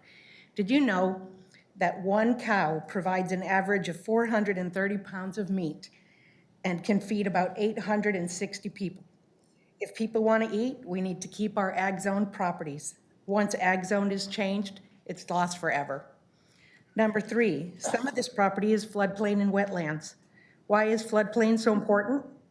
Floodplain reduces flooding by allowing stormwater to spread out and temporarily store stormwater. It is a well-established fact in the city of Fort Worth that stormwater drains haven't been updated since the 1920s. And in some places, like the east side of Fort Worth, are non-existent and can't handle all the new development. It is reprehensible to permit additional development knowing full well this development will only add to flash flooding in Fort Worth. Stormwater management's mission, after all, is protecting people and property from harmful stormwater runoff. Fort Worth is failing the people in this mission. And last but not least, the Fort Worth Stock Show and Rodeo just left town. It's been going on in Fort Worth since 1896 and described as legendary and the most authentic Western lifestyle experience anywhere. Mayor Parker and many of the council persons, y'all cowboyed up and sat high in your saddles representing Cowtown. You know that for those few minutes while you were on horseback, wearing your cowboy hats and boots, you were able to live every child's dream of being a cowboy or a cowgirl. Please don't take away the dreams of our future generations by sacrificing ag zone property for development Fort Worth's infrastructure cannot support. Please follow the zoning commission's recommendation to deny this request. As our city council, it is your responsibility to the people who elected you to make sure you preserve our Cowtown Western lifestyle while also protecting us from Thank you, Ms. Kelleher. Thank you. Our next speaker is James Hook, followed by Cynthia Manuel.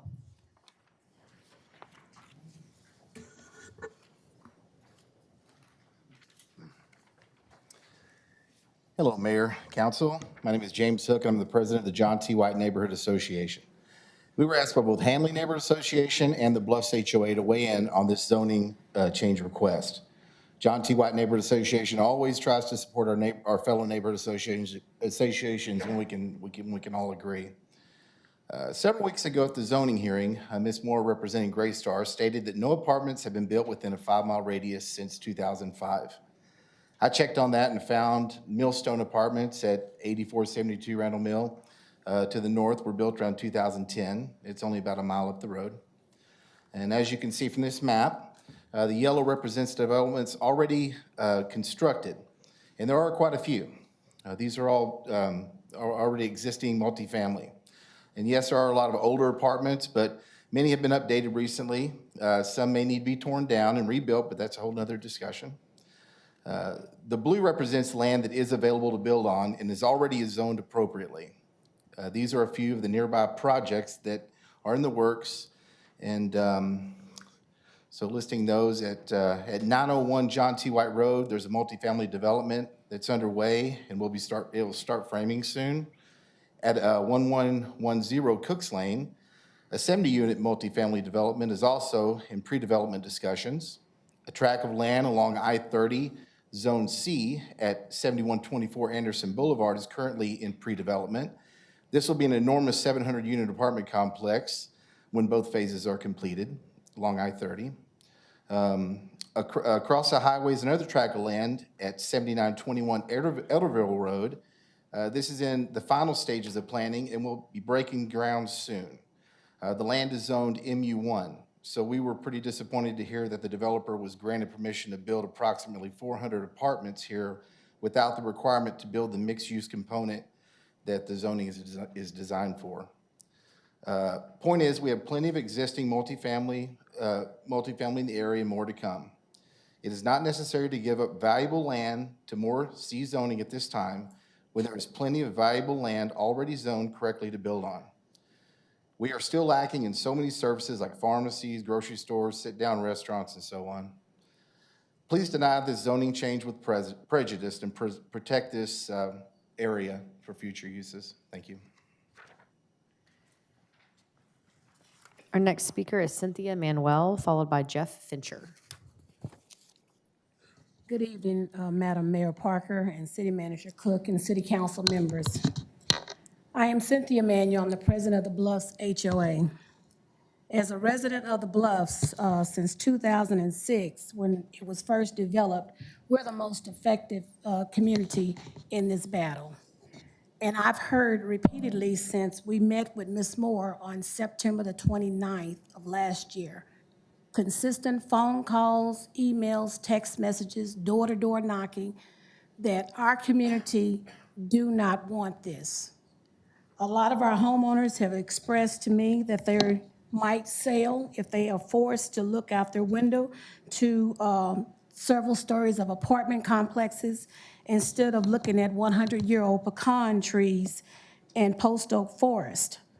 This area is currently zoned like it's supposed to, agriculture and neighborhood, and we expect that it stay that way. If they want to build apartments, that's fine.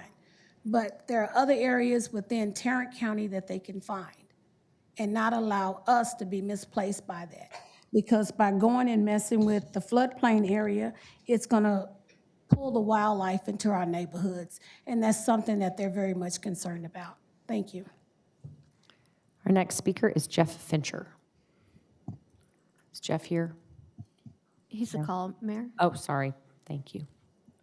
Mr. Fincher? Thank you very much. Can you hear me? Yes, please go ahead. Thank you for your time, council members. My name is Jeff Fincher. I live at 2717 Gardendale in the Bluff HOA in East Fort Worth. Z22198 development would directly impact my home, and I'm opposed for a number of reasons, which I've emailed everyone on the council about. But the primary of those would be this. Where they're building would essentially be a valley that is surrounded by floodplains. One part of the area would be actually within a flood zone. That's the area that's been discussed about there being trees with 53% to be preserved. But they'd also be building on what was a natural gas well directly on top of that. My other concern is the wildlife and nature preservation. The trees coming back up again. Fort Worth is very proud of its Heritage Trees program, but there is not a single heritage tree marked on the map in all of East Fort Worth that I could find. This area would be a perfect example to protect. The wildlife sited in this area includes birds whose migratory patterns are protected. And south of I-30 and east of 820, there are only 3 notable parks. One is simply a playground, 2 are sports fields with no nature trails or nature areas. The apartments would be fully visible from our houses and backyard. My back patio can actually see the base of this valley where the trees meet the ground and where accumulated ice was recently able to be seen after our lovely storm we recently had. I would see the full buildings from roof to foundation when I stood on my back patio, and I'm sure that they would have a simple view right into my backyard or into my windows. Furthermore, a well-lit apartment complex in this area would mean direct lighting illuminating most of these houses' master bedroom windows throughout the night. And I mentioned the lack of parks south of I-30 and east of 820. I will reiterate what others have said. There are 20 apartments in that area, and I contacted a few by looking at their website, and many of them have immediate availability or move-in availability by the end of this month. 20 apartment complexes, 3 parks, no nature areas, no heritage trees. East Fort Worth has been ignored by the city in these expanding developments as the suburbs on outer city limits are being turned into downtown urban areas. Arlington's western border has more parks than Fort Worth's efforts in its eastern. People move to the suburbs to be away from urban environments and enjoy some amount of nature around them. I would urge the City Council to uphold the Zoning Committee's recommendation and deny rezoning. Thank you. That's the last of our speakers. Councilmember Bivens. Thank you, Mayor. I'd like for Ms. Moore to come down to the podium. I have a question for you. I want to thank all of you for coming tonight. When I saw red shirts, I knew what the deal was. Ms. Moore, just for the sake of clarification for me, when you spoke to the council, you basically said you wanted more time to see what the leadership wanted. What did you mean by that? So what I'm asking for is, I hear no apartments. So Greystar is open to, we picked a low-density multifamily to preserve the trees. We're 11 units per acre, which is kind of a townhome density. Would townhomes be acceptable? Do you want single-family? Do you want A5 zoning? I think we're just asking for what would be supportive. I hear the no apartments. Okay, I got you. Yeah, so I just want to know what it is that would be supportive, because we're willing to go back to the drawing board. My mic died. What I want to do, I noticed quite a few people here tonight on this side. I know Dan is over there. For those of you who are neighborhood association or HOA presidents, vice presidents, or directors, will you please stand?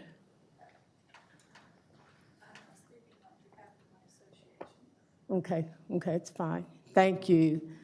Thank you very much. This is the leadership, Ms. Moore, that I listened to.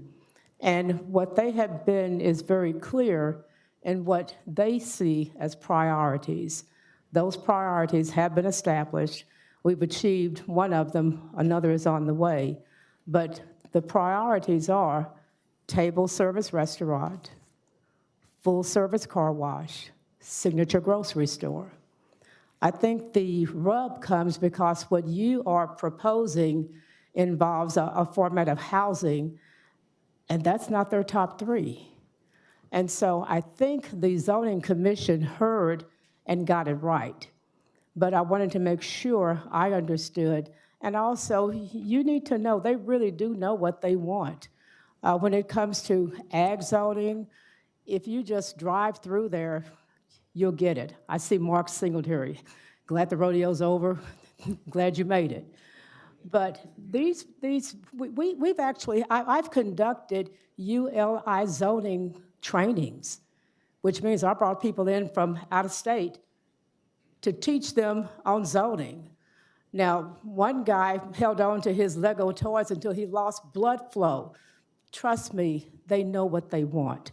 What I would suggest to you is when you're looking for land, especially where we have the cross timbers and so much special land on the east side, if you buy property that's zoned for what you want, you'll have no trouble from them.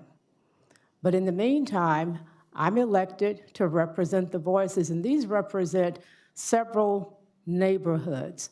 And so with that, I'm going to move to uphold the recommendation of the Zoning Commission, but I'm going to add with prejudice. So my motion is denying with prejudice.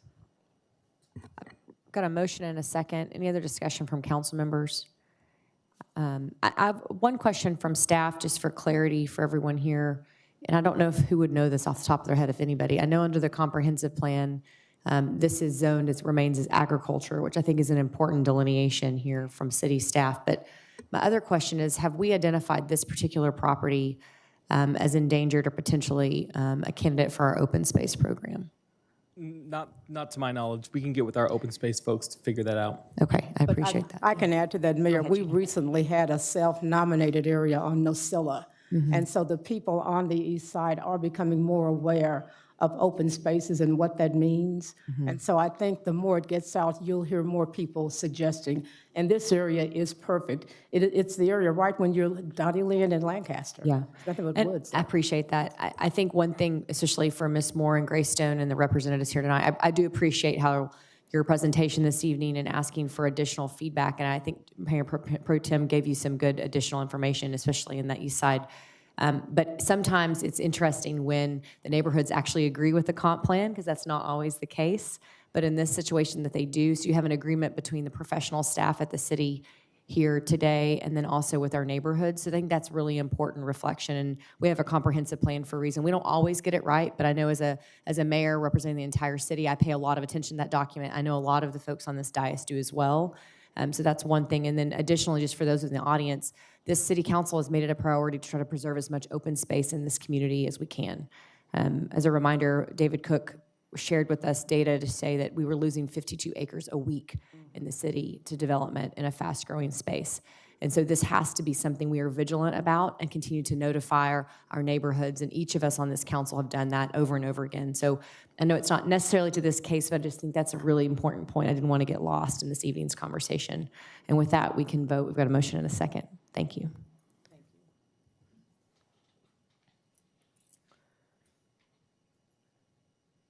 Motion carries. Next item will be ZC-22-220. Our first speaker on this item is Randall Howard, followed by Clara Faulkner.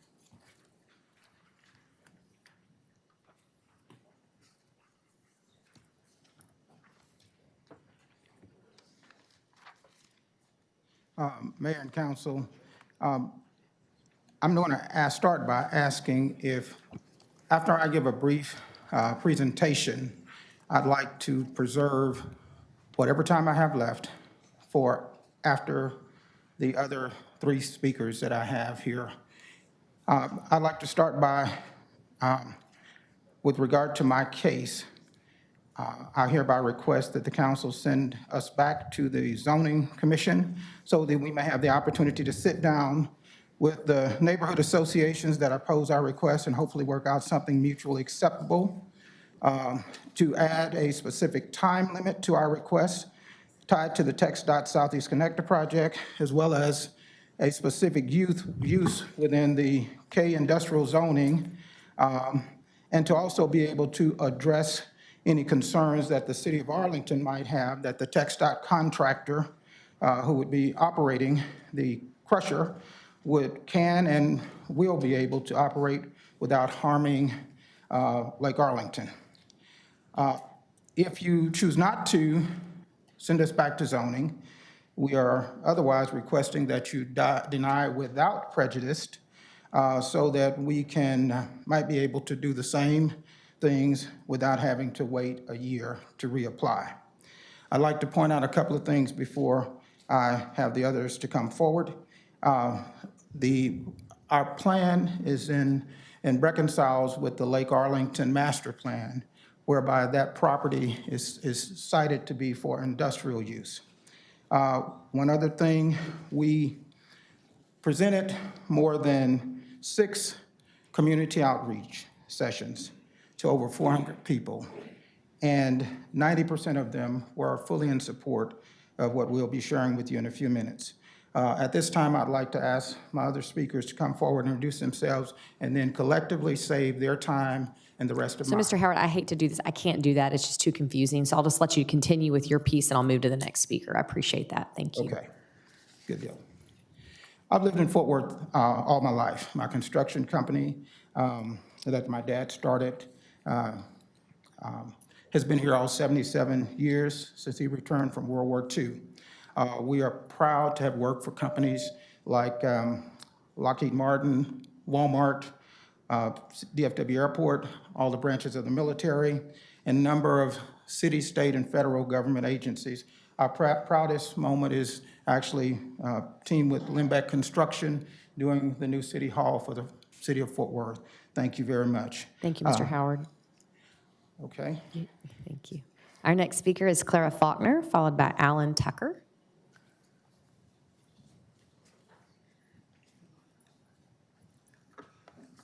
Good evening, Mayor Parker and council. I'm here today just standing before you to admonish Mr. Randall Howard and the Howard construction business. We've been longtime friends and co-workers per se in his business. As far as he has been, we can all attest to the fact that when we give back to the community, that's a plus for everybody.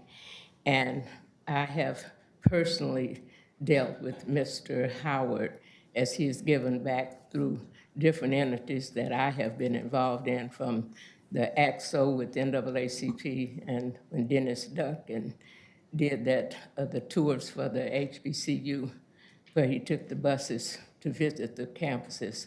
And Mr. Howard provided transportation and housing for both those events. And the area churches that he's also given back to, and he is starting a project with my church for ADA handicap ramp, and he is giving back to my church as well as he has other area churches.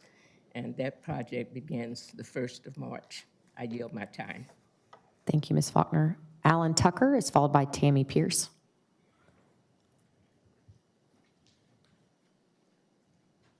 Hello, Mayor and council member. My name is Alan Tucker. I'm president of Earth Haulers Incorporated, and I'm president. My office is located in 11,500 Mosby Valley Road, Fort Worth. I've known Mr. Howard for about 30 years plus, and we've done projects together, and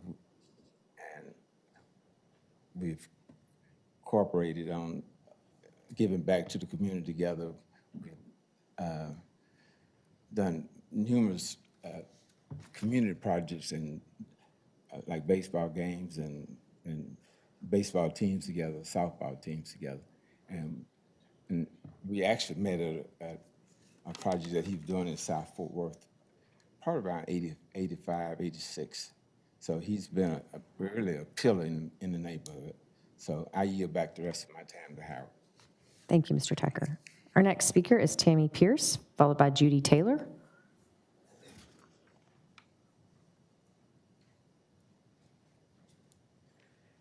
Good evening, Mayor Parker, Mayor Pro Tem Ms. Gina Bivens, Chris Nettles, and other members of the City Council. I'm going to start out by saying, those that God chooses, God uses. I saw the slides where all of you just celebrated Martin Luther King, a Black man that had a dream.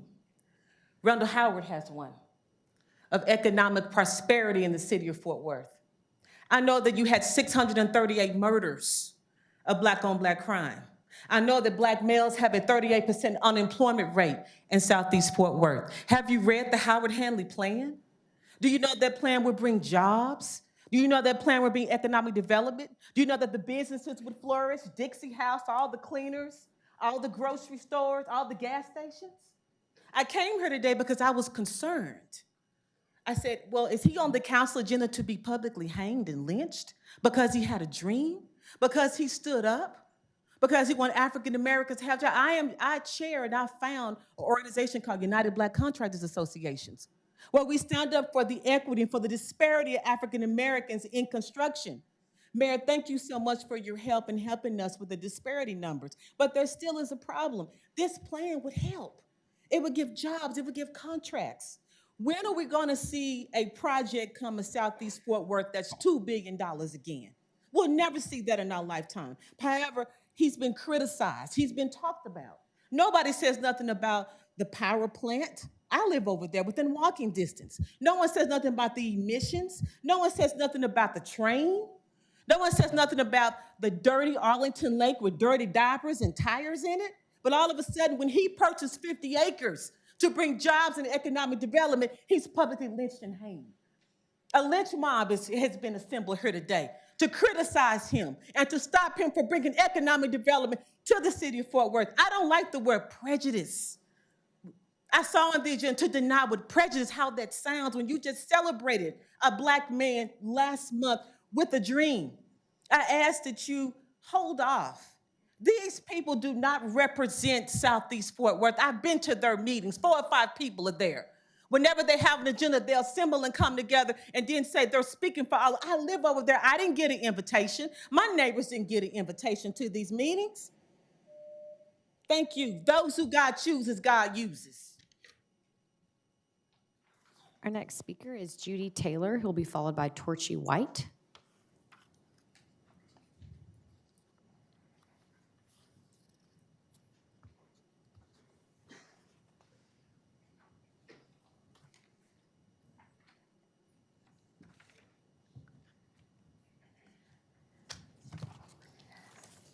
I'm very confused by what I just heard because there were several things that are not in any of the information that I have gotten in my research.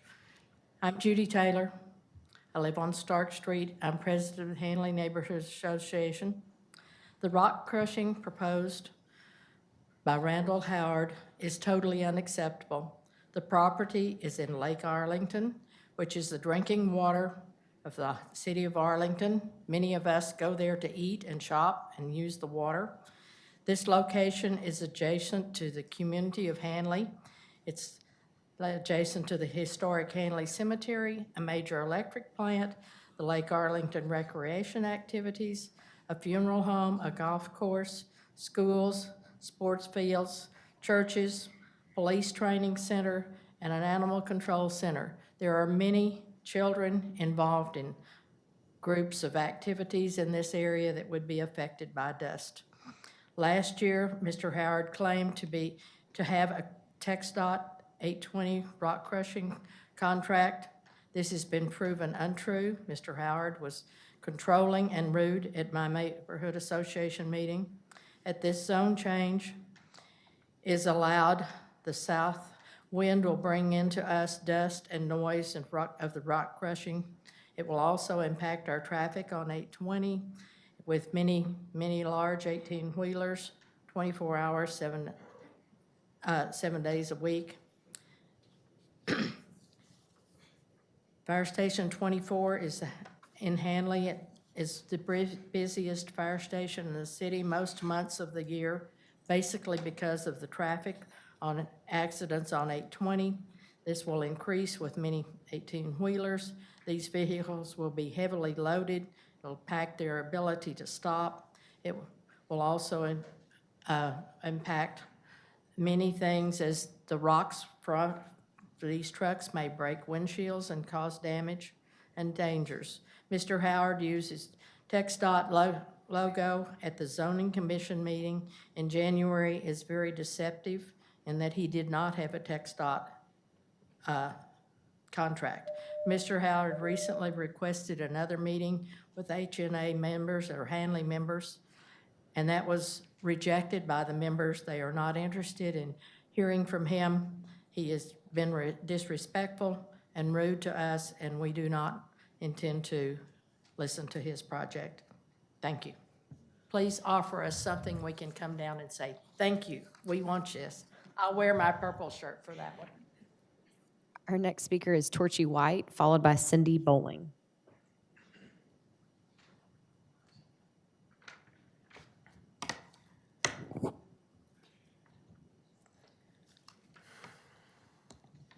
Good evening once again. My name is Torchy White, and I'm a resident of Historic Carver Heights, and we support the zoning commissioners and staff's recommendations to deny this request with prejudice.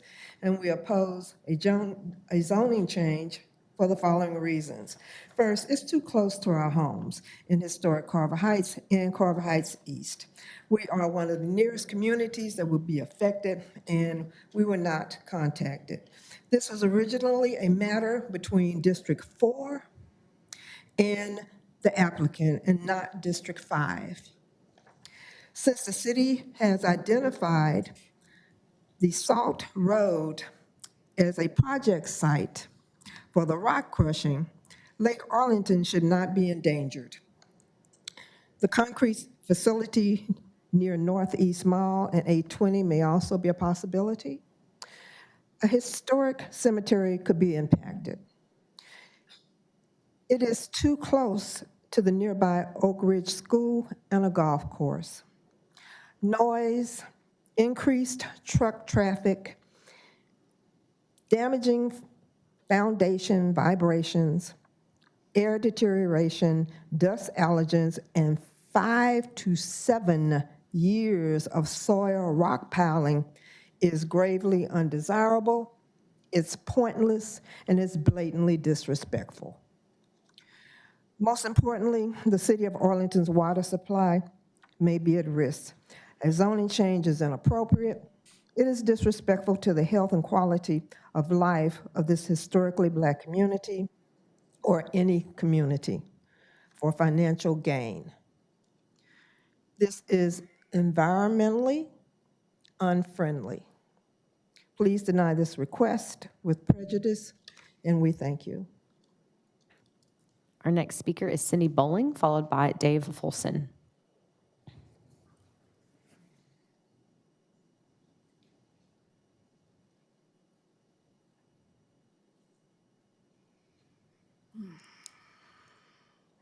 Thank you, Mayor, Council.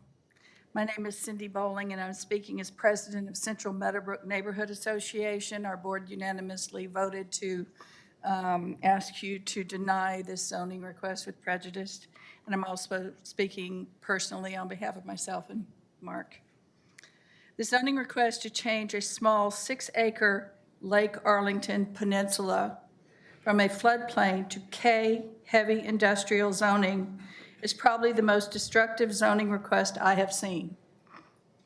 As you know, K zoning would not only allow the concrete facility Mr. Howard is promoting, but long into the future, this floodplain peninsula may be used for industrial purposes that will produce nasty byproducts that most certainly will end up in the lake.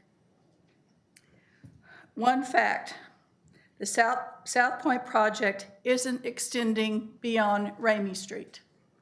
That's my neighborhood to Brentwood Stair. It doesn't have the funding.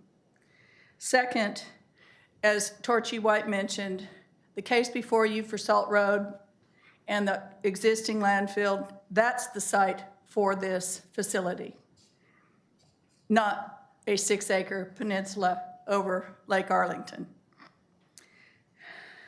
I have a lot of concern about the true nature of this application after participating in the January 11 zoning hearing, particularly since after the hearing, I was the target of verbal abuse and rudeness as I was leaving the hearing. That's very concerning. Please deny this case with prejudice. Thank you. Our next speaker is Dave Folson, followed by Letitia Wilburn.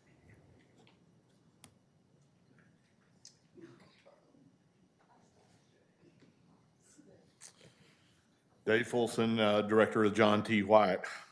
This is just going to be off the top.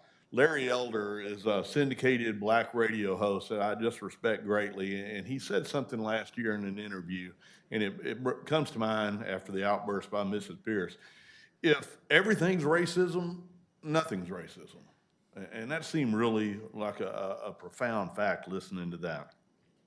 I'd like to go on record that I was asked, and the John T. White neighborhood was asked expressly by Judy Taylor, president of Hanley, and Torchy White, president of Carver Heights, to weigh in on this zone change. And as we're firmly in support of their opposition, it was a pleasure to do so. You know, I'm an avid fisherman and a local resident. I grew up fishing on Lake Arlington, and I made a lot of happy memories there. Including the day I broke the long-held lake record for largemouth bass, a fish I caught about 20 yards from the peninsula point of the property under discussion.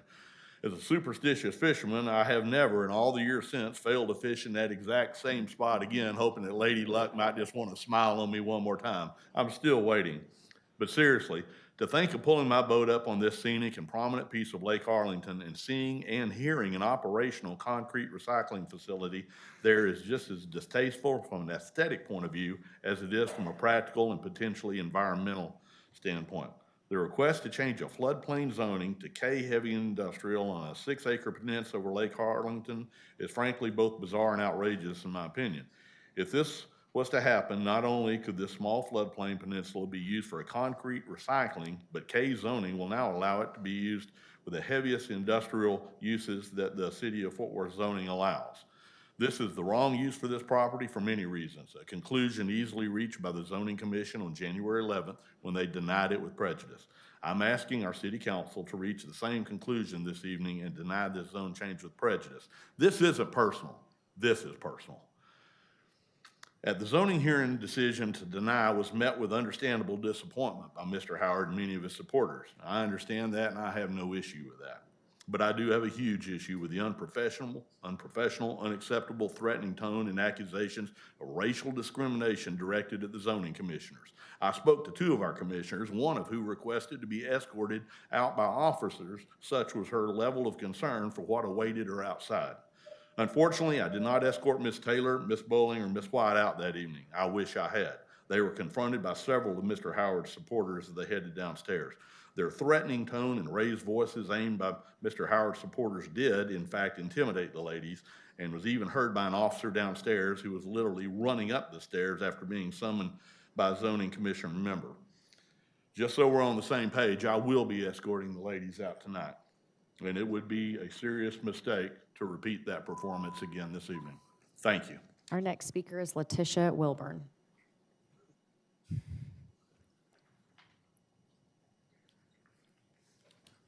Good evening, and I want to start out by saying Happy Valentine's Day to everyone. But I want to say I rarely agree with the zoning commission, but I do agree with them to deny this with prejudice. It is pretty demeaning to me that he would come in and use the church and MLK as a way to try to get this approved.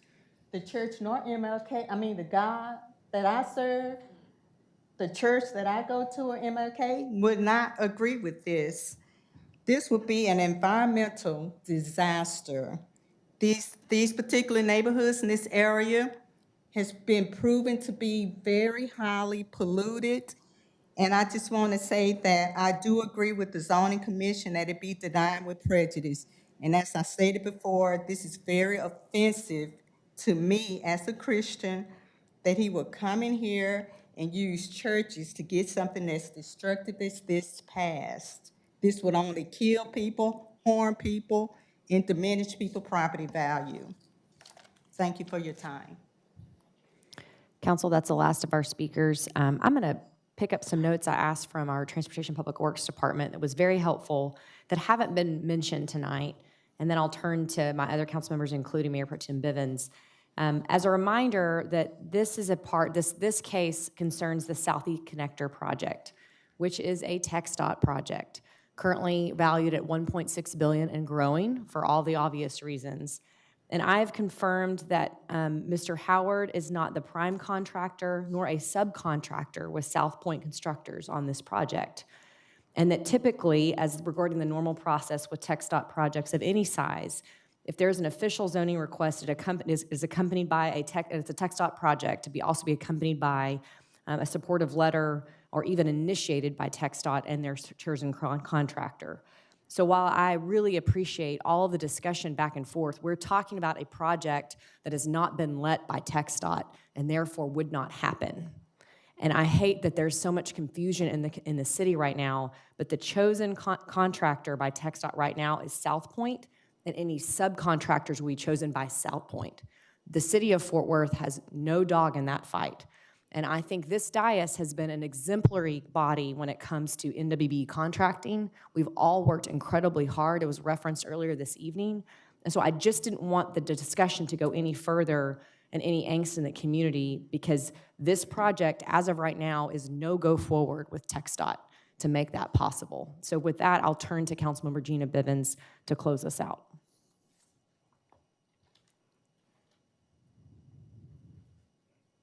Thank you, Mayor. And again, thank you all for coming out this evening. Ms. Wilburn, it was good to put the face with the voice. And I know people thought we were long-lost friends. I was just so glad to know who I was talking to. This has been a very hard conversation for the Stop 6, Carver Heights, Hanley, Meadowbrook communities to be engaged in. Quite harmful, really, because the idea has been given that but for this case, all this money would flow into the community. I think no matter what type of business the applicant secures, I'm sure he's going to put that money in the community like he said. But I can tell you, I've never seen a concrete recycling or concrete crushing application be approved without a fight on the east side. And even one that did get through was overturned later on. Nobody is just begging to see concrete coming. And so I know that I see a couple of more council members ready to speak. I won't make a motion until I hear them in case they say something that just, okay. Okay. With that, I am going to move to uphold the recommendation of the Zoning Commission to deny this case with prejudice. That is my motion. I've got a motion on the floor, Council. I'll second that motion. And I appreciate both of your comments on this. I'd like to bring a different perspective to why I'm supporting Mayor Pro Tem Bivens on this one. Before, in a previous lifetime, I worked at the Council of Governments as a transportation planner, but specifically in the area of environmental justice. And so for those of you that don't know, the environmental justice movement came about because historically Black communities were being polluted at higher rates than their neighbors. And since then, our EPA, city, state governments have done a lot to try to protect our communities and make sure that we aren't disproportionately impacting people of color when we choose the locations for some of our most polluting and highly industrial use facilities.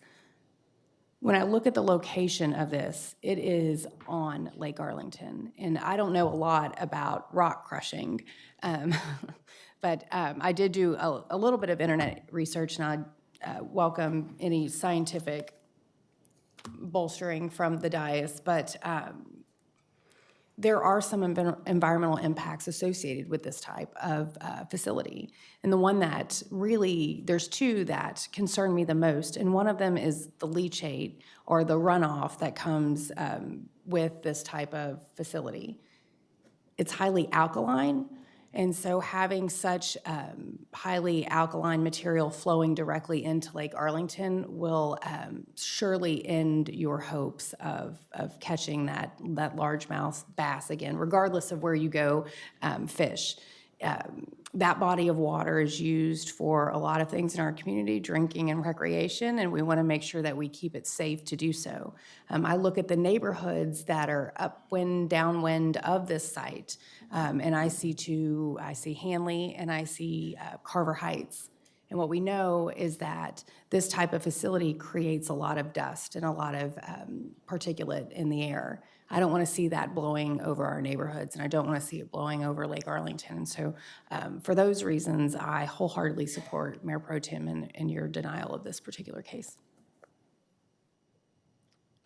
Any other council discussion? Councilmember Nettles?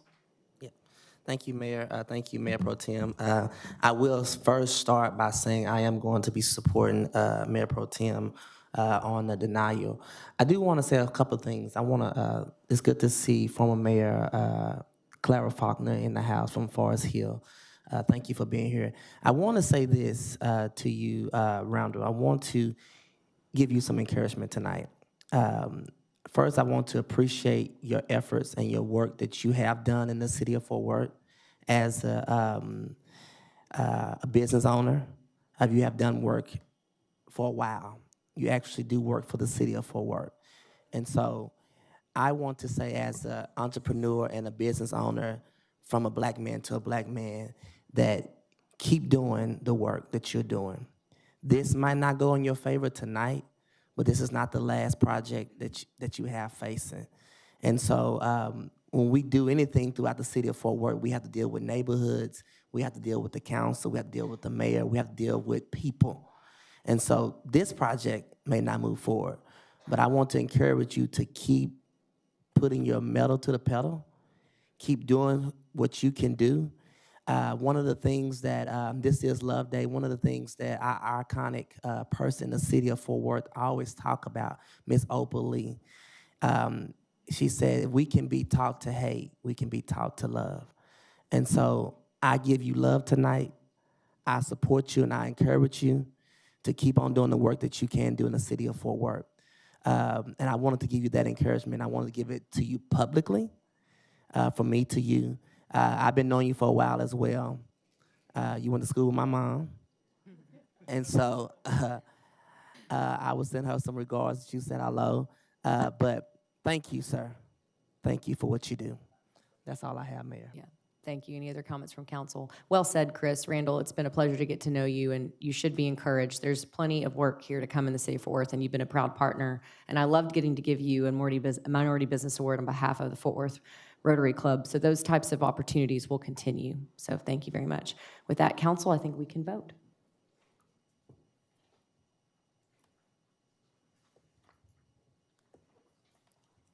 Motion carries. I can't let you do it. I'm so sorry, Randall. Sorry. Thank you so much. But you can talk to anybody outside. We're going to keep going here. What case are we on, Jeanette? Next, we'll go back to page 18 and zoning case ZC-22-165. Perfect. We have no speakers on this item. Councilmember Flores? I've been in touch with the developer. I don't think he's at the council meeting, but after our combined discussions, we agreed that he is going to withdraw this request. He's communicated that with staff prior to this meeting. They're basically going to retool their proposal to see if they can include and activate a commercial component of this development and lower the overall unit number. Thank you, Carlos. Motion is to accept this withdrawal. Perfect. Motion to withdraw. Yeah, go ahead. What were you going to say? Go ahead. Is that they're withdrawing? It was 22-165, is that right? No, we pulled that one off of the agenda before the agenda. Okay, you pulled it? Okay, Yep. good. So, All right, then we're good. So 165 is what? What are we doing with it? Okay. 165, and correct me. It's on the agenda. So you're saying we should have pulled that one completely? Yeah, staff pulled it according to Stephen. I didn't know this, so. Did we pull it before the meeting or not? there's another one that we pulled, not 165. I thought 165 we were moving forward with. I'll verify with you and get back. Okay, all right. So can I go ahead with this motion then? I would, can we table We'll come it back. till Yeah, later? let's Okay. table this Wait. item. Let's go to All right. 191, Jeanette. Okay, next item is ZC-22-191. Got it. Councilmember Nettles, this one's on you.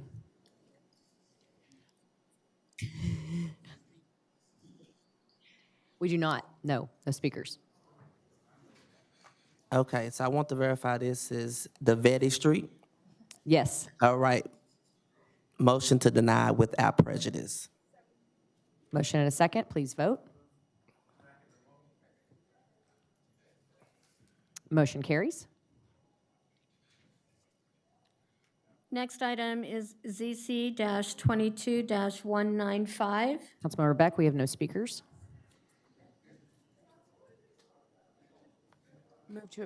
Move to approve. Motion and a second. Please vote.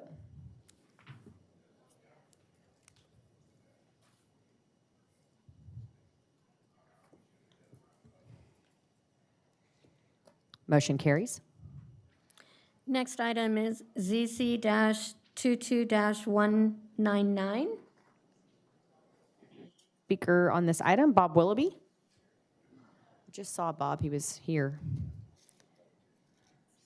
Bob Willoughby.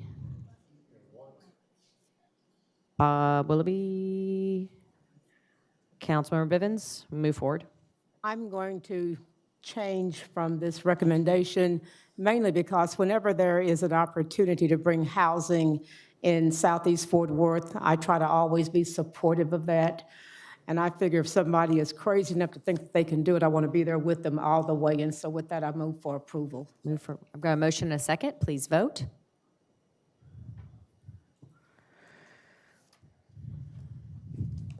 Motion carries.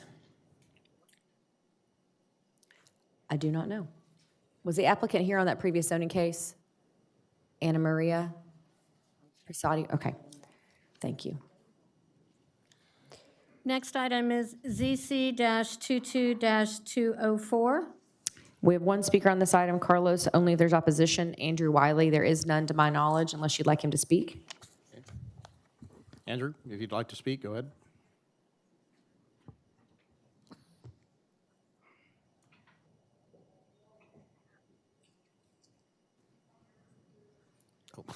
The reason I'm asking you just to give brief comments, I don't know that prior to this meeting, if you were contacted, I had some correspondence with Mr. Franklin, so go ahead.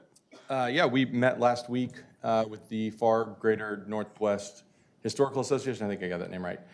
President Waddell, JD, and their group, and had a great presentation, answered quite a few questions, offered up any future questions if they had them, and they no further comment from them after last Tuesday night. And the other association that is, I think, on the north side of 820. Alliance. There you go, thank you. They were at the meeting, asked them if they had any questions. They did not at the time, and offered, to answer any additional questions they had, but they have not reached out to me since I saw them in person last Tuesday. Okay. I'm going to briefly bring you up to speed. I spoke to Mr. Franklin again, corresponded with him, and the Northwest Alliance, including the Far Greater Northside Historical NA, did communicate with me. They still had a lot of questions, okay? And, with respect, they found your presentation lacking in information. I'm just going to be very upfront with you. So I do understand that commercial, removing that, there were some concerns of the floodplain. I know that there's some challenges with the old sewer pipe there. It's vitrified clay, I'm told, and it might be difficult, and might require removal of it and replacement with PVC. Regardless of this, I can't ascertain what the commercial viability is without a market study. So what I'm going to do, I'm going to deny it without prejudice and give you an opportunity to come back better prepared to answer all the questions of the neighborhood stakeholders. Okay. So that's my motion. Deny with prejudice. Motion and a second. Please vote. Without prejudice. Without prejudice. Got it.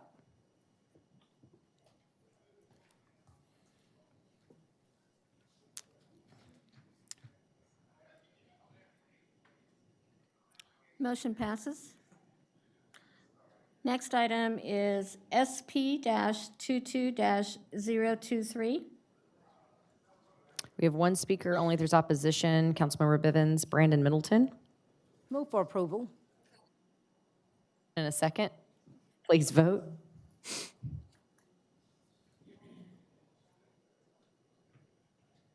Motion carries.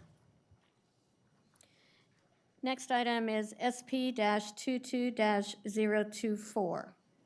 We have one speaker, Councilmember Williams, Logan McWhorter, only if there's opposition. Awesome. I'm really excited about the child care facility coming to the intersection of Summer Creek and Sycamore. It's the Light Bridge Academy. With that, I enthusiastically move to approve. Motion a second, please vote. Motion carries. Next item is ZC-22-087. Motion and a second, please vote.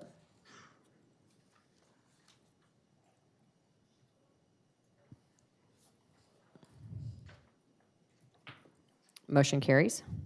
Next item is ZC-23-017. We have two speakers on this one. The first one is Jay Proskovec, followed by Letitia Wilburn. Okay. I think we have a presentation. If not, I have paper copies. Okay. Hi, good evening.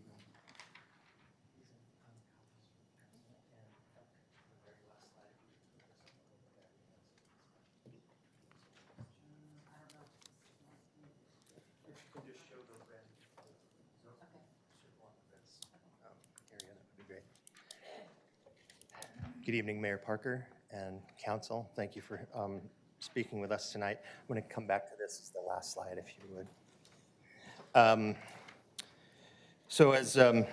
If we can move to page 2, my name is Jay Proskovec. I'm the Public Information Manager for South Point Constructors.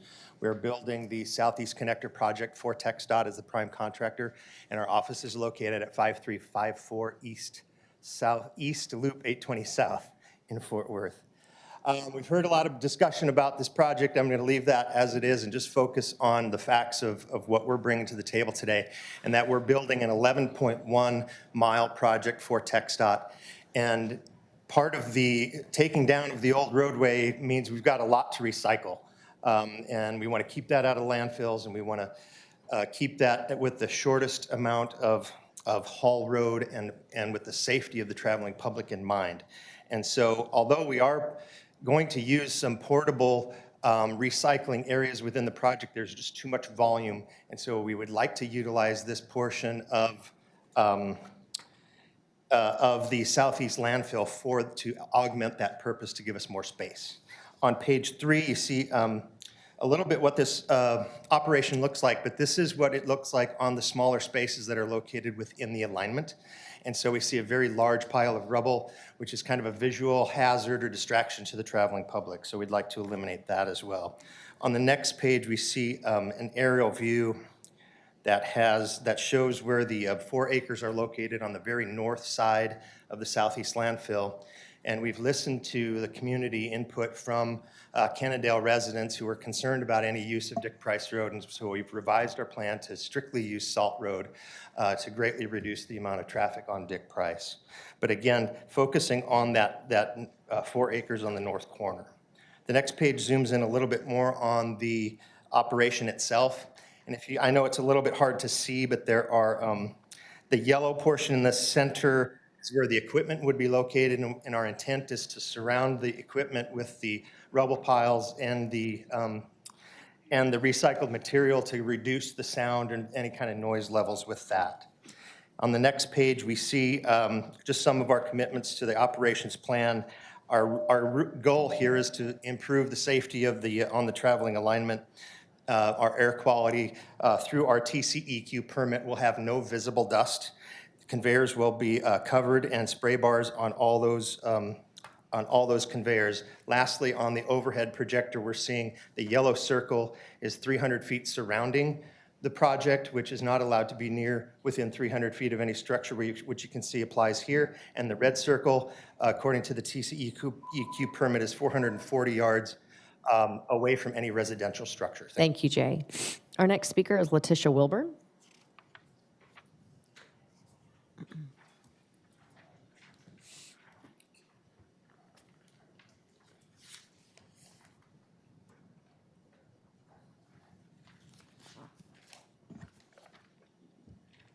Okay, I know y'all have this zone for approval, but my concern is the impact of the pollution. The areas around this is already heavily polluted. You can smell that trash dump miles and miles away. The trash dump in itself create cancer-causing, emit cancer-causing particulate matters. This is going to emit more cancer-causing matters, and they're going to mix. So my concern is for the community, for the environment.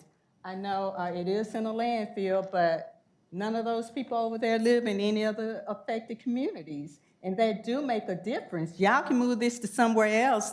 The east side, as we were saying in the hallway, the east side of town cannot become the dumping ground of Fort Worth. Let me give you this.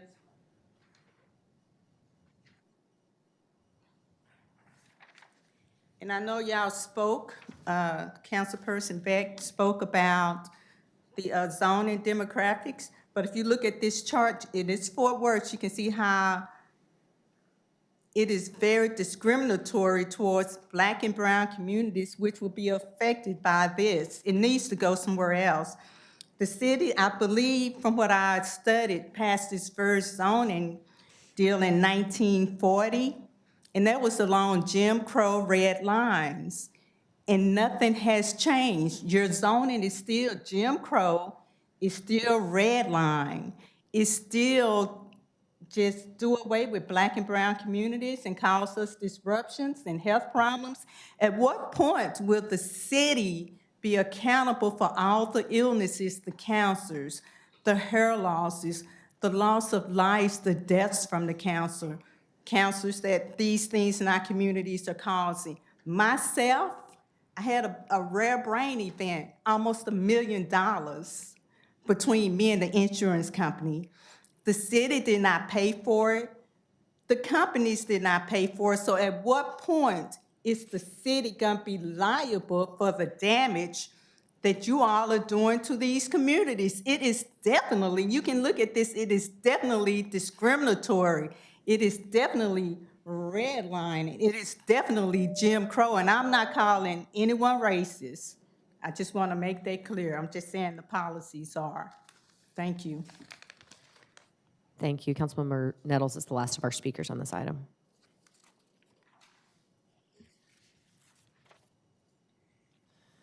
Thank you, Mayor. First, I want to say I really appreciate you coming and actually staying. A lot of things that you said tonight were true. And I do want to go back to what the mayor said. This is the Southeast Connector project that's going to come to the Southeast Fort Worth. It's a TxDOT project that's going to bring several billions of dollars to correct some issues that we have with our highways and freeways.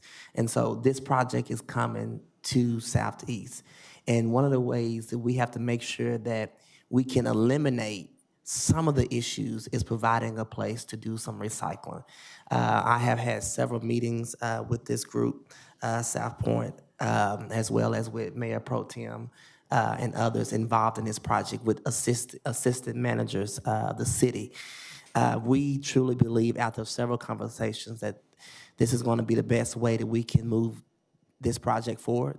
And so tonight, I will say that we're going to approve this motion for approval. I will ask if you are willing to sit in a meeting, we can set up a meeting with South Point if South Point is willing, because she has some concerns. And I think a lot of times it's open lines of communication where she can be able to talk to the community about her concerns as well as you. If we can make that happen, I'll be greatly appreciative of that. So I see head nod. So I'm gonna ask my office to get with you after this vote so that we can make those two happen. Is that okay with you that's been here as well? Thank you so much for being here. That's my motion, Mayor. Thank you. I've got a motion, Council.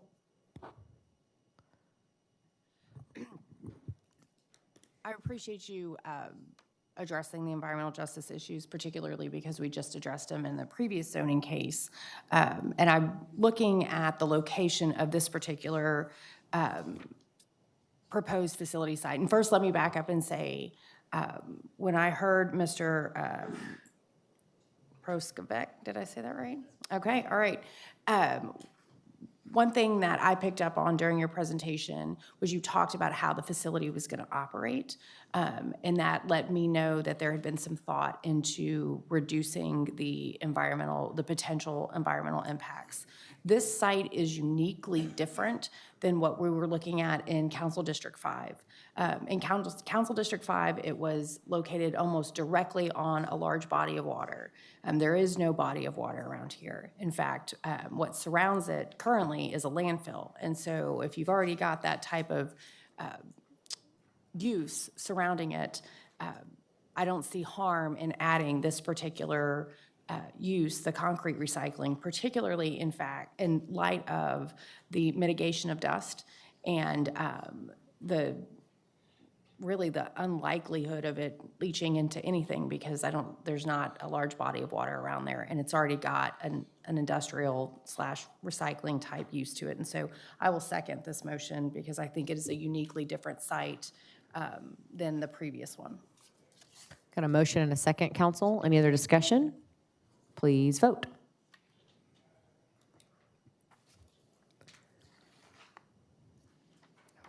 She's not in here. Motion carries.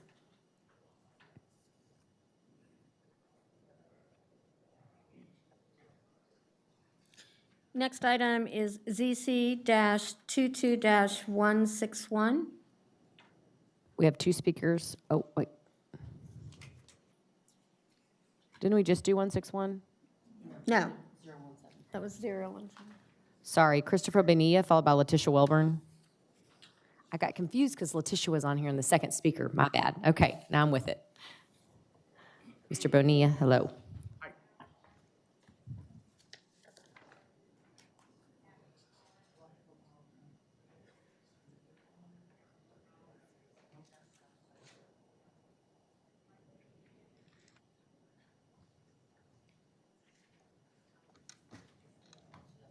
Mayor, Council, for the public record, I'm Christopher R. Bonilla with the Bonilla Group Land Development Consultants.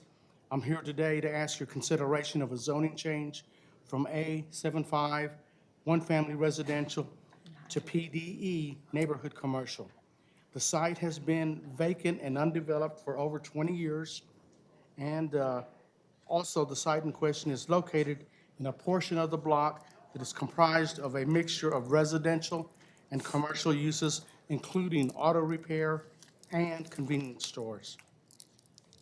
The site is a 0.87 acre tract of land, and if approved, 60% of the site will remain undeveloped at this time. The proposed site will have a one-story, 3,700 square foot building. The site will comply with lighting, signage, landscaping, and urban forestry. The applicant and I have met with Glencrest Civic League Neighborhood Association. The meeting was well attended, and the membership asked all the right questions about this proposed development. The membership made recommendations regarding revisions to the site plan, which have been incorporated into the current site plan. The membership also made recommendations as to what commercial uses will not be permitted at this site. Additionally, Glencrest membership also made recommendations of potential uses that would benefit the community, which we are going to aggressively seek for this property. Members, a letter of support was signed by Marie Love, President of Glencrest Civic League Neighborhood Association. And this concludes my presentation. I'll be happy to answer any questions. Thank you, Mr. Bonilla. Our next speaker is Letitia Welburn. Okay. Very well. Thank you, Ms. Welburn. With that, Chris. Move for approval. Thank you. Motion and a second. Please vote.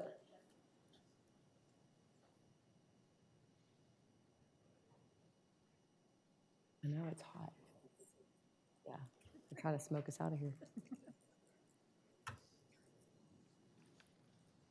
Motion passes. Next item is ZC-22-181. We have one speaker, Councilmember Williams, Travis Clegg, only if there's opposition. Awesome. This project is a convergence of a lot of important priorities for the neighborhood. Not only bring in, great housing in the form of townhomes for our young professionals looking to get their first piece of home ownership, but also trails, and also a commercial and medical office. There was a recent update about additional opportunity for another medical office building being developed on this property. So we need to make some adjustments to meets and bounds. And so I'm going to continue this 2 weeks, and then we'll come back and we'll move forward with it. Continuance? Yep, Okay. so to February 28th. Perfect. Okay. Got a motion to continue in a second. Please vote. Chris. And thank you, Travis, for all the work y'all did with the neighborhood.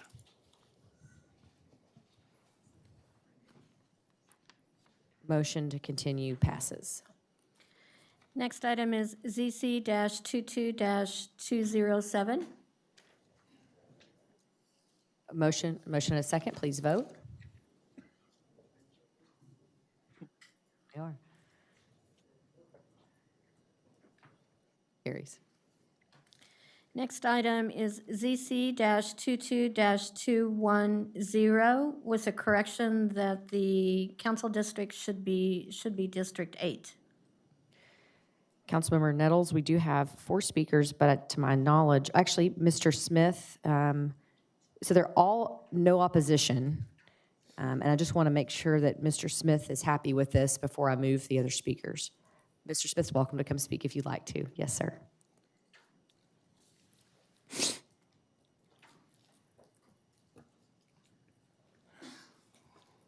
Good afternoon, council. My name is James Smith. I live in District 8. And for once, I'm kind of refreshed to come speak to you guys without the other baggage that I carry.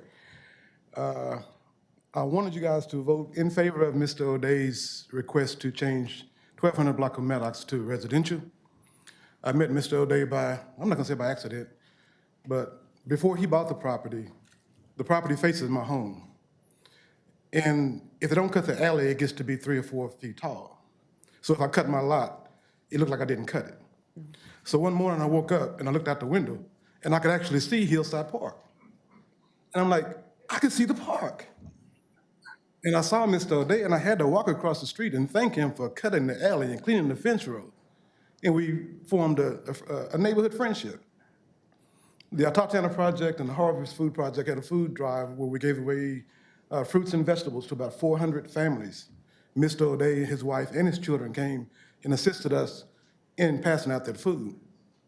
Mr. O'Day is the type of neighbor that I would like to have in my neighborhood. He's expressed to me that he's concerned about the neighborhood and wants to see improvement. So that's my neighbor. And I want you guys to vote yes. Thank you. Councilman Nettles, the other 3 are welcome to speak if you'd like them to on this item. Honestly, they don't. We are in favor of this motion, so I'm going to motion to approve. We don't want to stop you from speaking if you would like, but thank you again for what you're doing and what you're going to do in District 8, sir. So motion to approve. Motion and a second. Please vote. Motion passes. Next item is ZC-22-211. Our first speaker on this item is Alexia Becerra. She'll fix it for me, I know, when she comes down. Alexia is followed by Humberto. Hello, good afternoon. Good afternoon.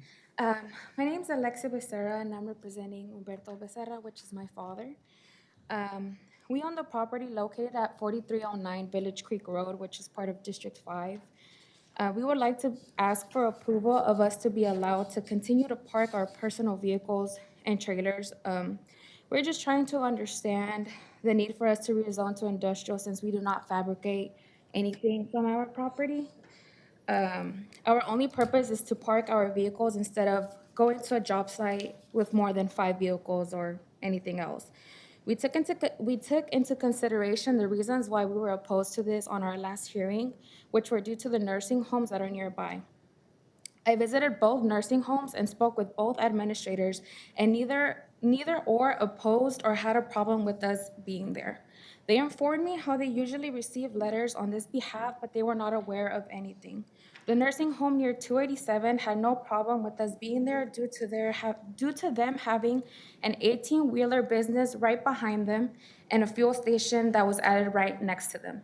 The nursing home that's down Village Creek Road also had no problem with us because we are pretty distant from them, and we have also had no problem on causing any accidents or traffic. We were able to collect letters from people in our surroundings, also agreeing with them having no problem with us being there. We have been at this property for the past 5 years and have never caused any issues with nobody in our neighborhood. The only violation that we have ever had was due to our fence being high, but that was quickly fixed. Another reason that we were denied was due to us having no sidewalk. But we went around our entire neighborhood and no other property has a sidewalk that we could even match or connect it to, in either the surroundings that are on the intersections nearby. Another issue we had was that they think that we would be planning on selling our property in the future if you guys do approve for industrial, but we have no plan of ever doing that, as we're trying to go beyond our point to keep our property in order for us to keep being parked there and using it for what we use it for. Another thing was that we were told that we have 18-wheelers parked on our property, but we do not. We have storage units.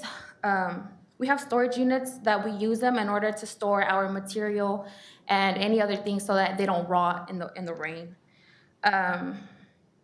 I just hope that you guys approve of this, and if you guys deny this, we would just like to know what we can do in order for us to be there comfortably, and yeah, that's pretty much it. But he usually tries to give back to the community, and during the snowstorms, we donated our generators to help them be warm. But thank you so much. Thank you. Alexia, I may have the wrong, didn't you work for the city? No. Okay, I thought you were the Alexia, who's my Facebook friend. Oh, no, I wish I was. I really wish I was. Let me tell you what I want you to do, because I know you talked to Sandy in my office, and I think we have a communication problem in terms of procedures. I'm going to continue this case, which means I'm not going to turn it down, but we'll take it up in a month. But I want you to call staff to ask you for the contacts for the nearby neighborhood association, because there is one. It's called the Village Creek Neighborhood Association. Okay. And so you just stop while you're ahead, okay? Just you buy some time, do that, and you can call my office tomorrow if you want some more contacts. But with that, I'll just move to continue this case. Thank you. Motion and a second. Please vote for continuance, council. Mayor, can we confirm we're continuing it to March 21st? We will do that before we vote. Ms. Wilburn, I forgot about you. I'm so sorry. You're registered to speak on this item. Oh, sorry. You're not too late. Come on down. That's totally fine. Thank you. Thank you, Alexia. I think it's good if they hear what, Alexia, be sure to listen to what this next speaker says. Just give you some advice. I'm going to use, my mom liked to look at Andy Griffin, and he always say, golly. So that's what I'm going to say. I don't even know where to start with this, because the city has created havoc where you have people buy something that's zoned a certain way, then they come in and want to change it. I am the unfortunate recipient of having a home with industrialization right behind it. There's homes by this. Those people will suffer. Their children will suffer. Their pets will suffer. It's noisy and it's pollution. They knew what they bought when they bought it, and now they want to change it because of the area. There's no traffic study. There's no sidewalks. There's the community center. There's the park. You have children walking. You have that nursing home facility that she spoke of. It's just right down the street, probably from here to a little past that door, not very far from what she's speaking about. That nursing home facility is already surrounded by trucking companies and gas companies. So I think that really and truly, and Village Creek have allowed me to speak on their behalf, and I think that this should be denied with prejudice. I don't even think they deserve a continuance. They've been here before. It would create havoc for the houses around it. I know this for a fact because I have to live with it every single day. So deny with prejudice. Don't give them no extra days. Thank you, Ms. Wilburn. I think there's a motion for continuance on the floor. Did we have a second? And I'll just add maybe as a note to staff, I really appreciated the struggles that Alexia and her family were experiencing and kind of a sense of confusion. And I know in a large city that can be very confusing. And if I look at the aerial photo map, if I were purchasing property, I can understand where your frustration may be. And so I guess my point is I want city staff to really work alongside Councilmember Bivens in the neighborhood to kind of understand comprehensively that neighborhood and any transition that's happening. I certainly don't want us to see one particular landowner, business owner penalized without a reflection of the entire neighborhood shifting. I think it's also important to note that this council district is currently 5, it will move to council district 11. So there's a lot of transition here happening in the community. So we just want to make sure we're reflecting a changing demographic. And I certainly would never want Humberto to feel like just because of a language barrier, the city is not listening to him. So thank you very much, Alexia, for being there to represent him this evening. And with that, a motion to continue. Please vote.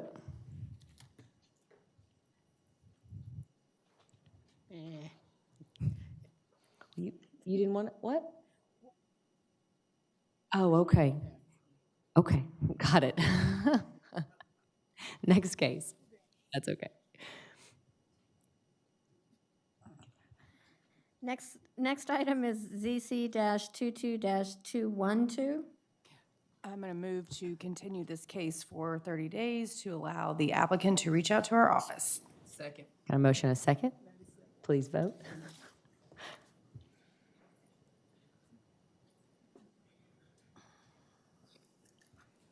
Motion to continue passes. Next item is ZC-22-213. We have no speakers on this item. Councilmember Bivens.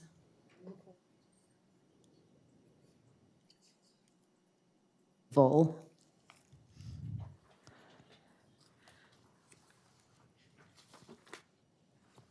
Motion carries. Next item is ZC-22-215. Motion a second, please vote.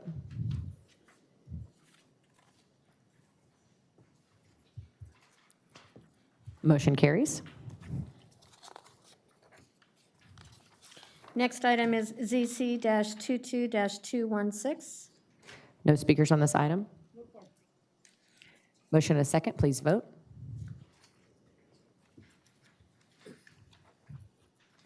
Motion carries. Next item is ZC-22-217. Motion a second, please vote.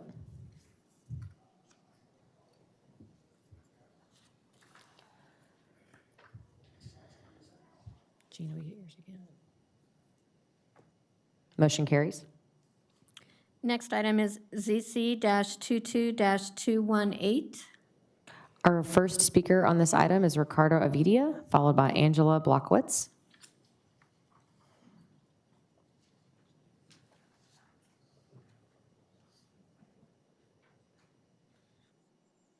Good evening, Mayor and City Council representatives. My name is Ricardo Avidia, and I am a lifelong resident of Fort Worth. Members of our community, myself included, have showed up tonight in opposition of ZC 22-218.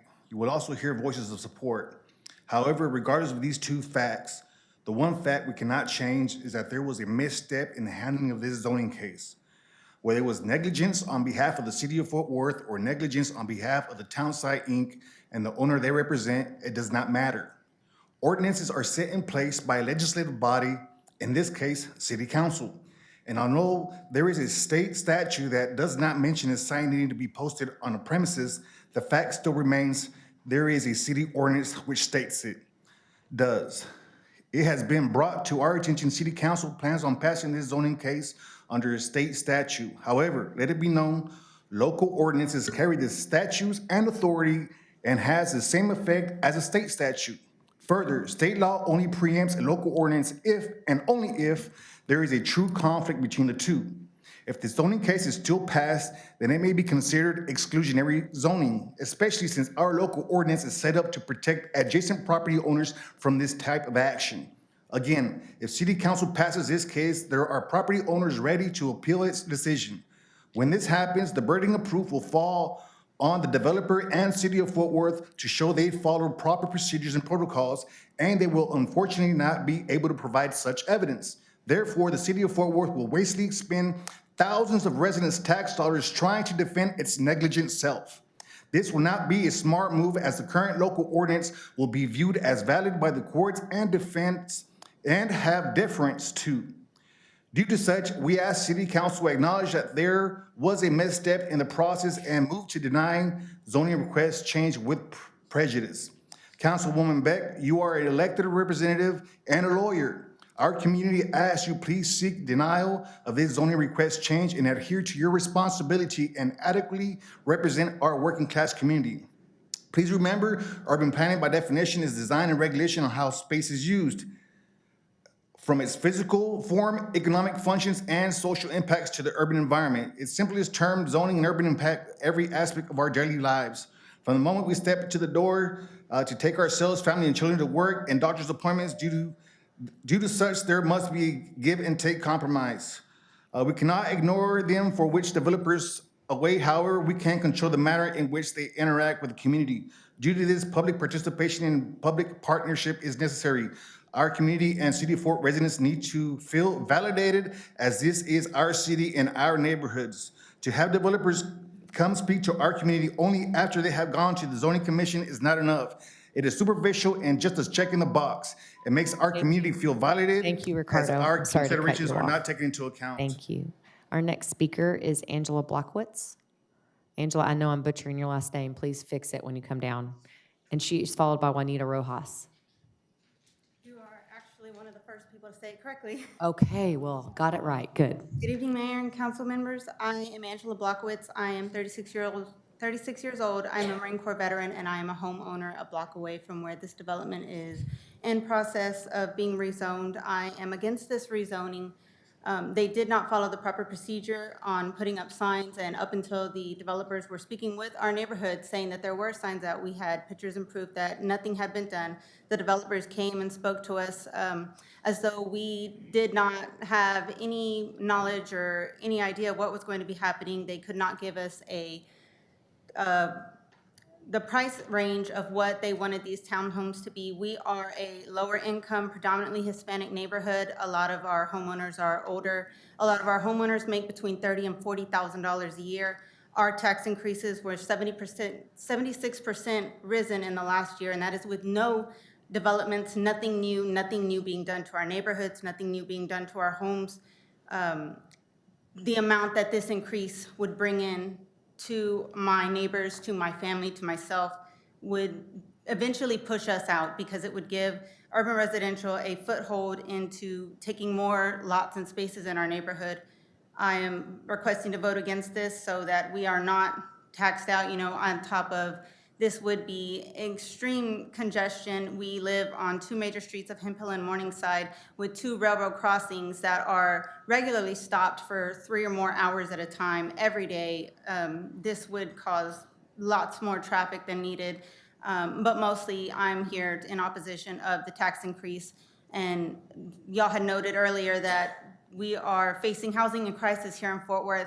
That does not mean that we should be bringing in developments that will push residents who own their home and who have owned their homes for 30+ years out by increasing their taxes and them not being able to afford it and being pushed out the way the other neighborhoods behind Magnolia and South Main Street have been pushed out as well. I've known those kids my whole lives, and I watched their parents have to sell their homes because they could not afford the taxes with the money that they made, homes that they owned and worked hard for most of their lives. So again, I'm in opposition of this, and I hope that you vote as well in opposition with prejudice. We are working as a community to put together a list of what we do want to see in development in this location. We hope to have that here within the next month or two, and we will be bringing it forward. If the developer could work with us on that, that would be great, but we do not want this zoning change to urban residential. Thank you. Thank you, Angela. Our next speaker is Juanita Rojas.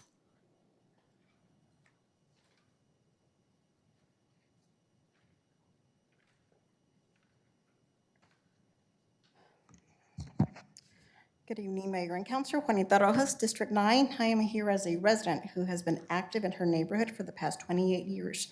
And for 10 years, I've been involved with the Hemphill Corridor Development Collaborative.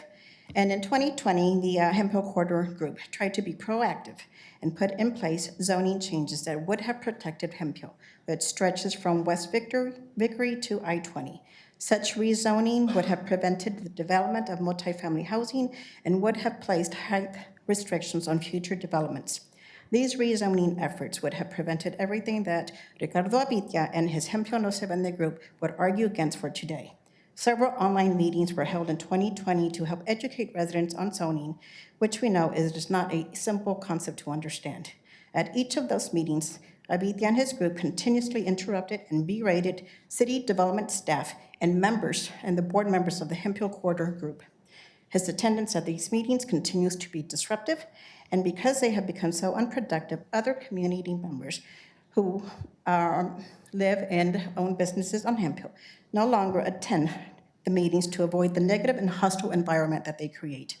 Abitia has undermined the efforts of the Hemphill Corridor Development Group and the active neighborhood associations that would have protected Hemphill from everything that he is against for his own personal beliefs.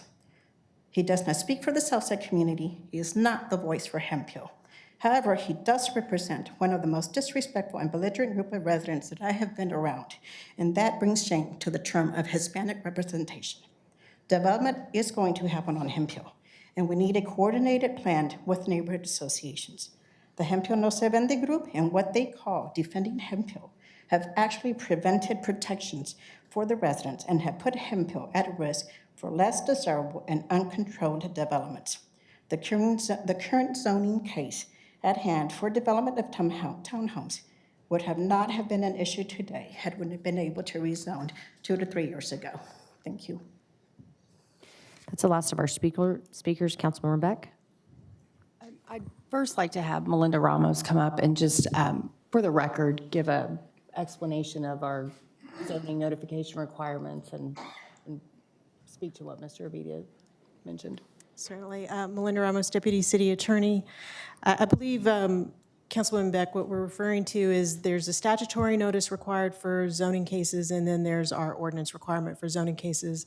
Under the statutory notice for the Zoning Commission, they're required to provide notice within 200 feet of the zoning case to residents that are adjacent to that. For the City Council, we're required to provide 15 days notice in the city newspaper. Our ordinance there's no requirement under statutory to post a sign at the property.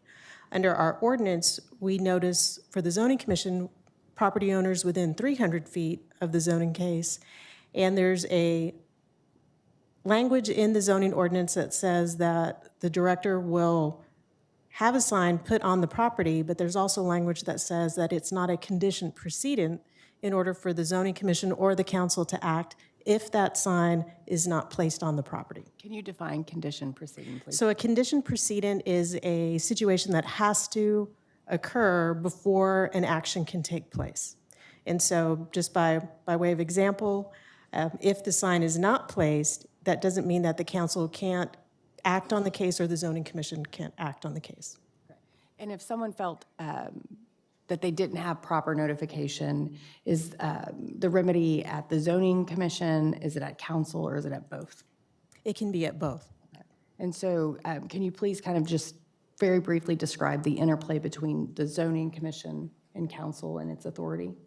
So the Zoning Commission is a recommending body to the City Council. The Zoning Commission does not make any final decisions on their own. They're required under state law to provide a report that's done as part of their recommendation and included in the staff report that staff also provides as part of your packet. It's the council's legislative authority to make the final determination on the zoning cases that come before you. Okay, thank you. I appreciate it. Juanita, are you in your official capacity with Hemphill, the task force? Okay. I'm a little disappointed that there's no official representation from that organization here tonight. It makes this a little more difficult. So we're going to have to play a tad bit of hearsay here, and I'm going to trust that what people have said to me are truth. Excuse me.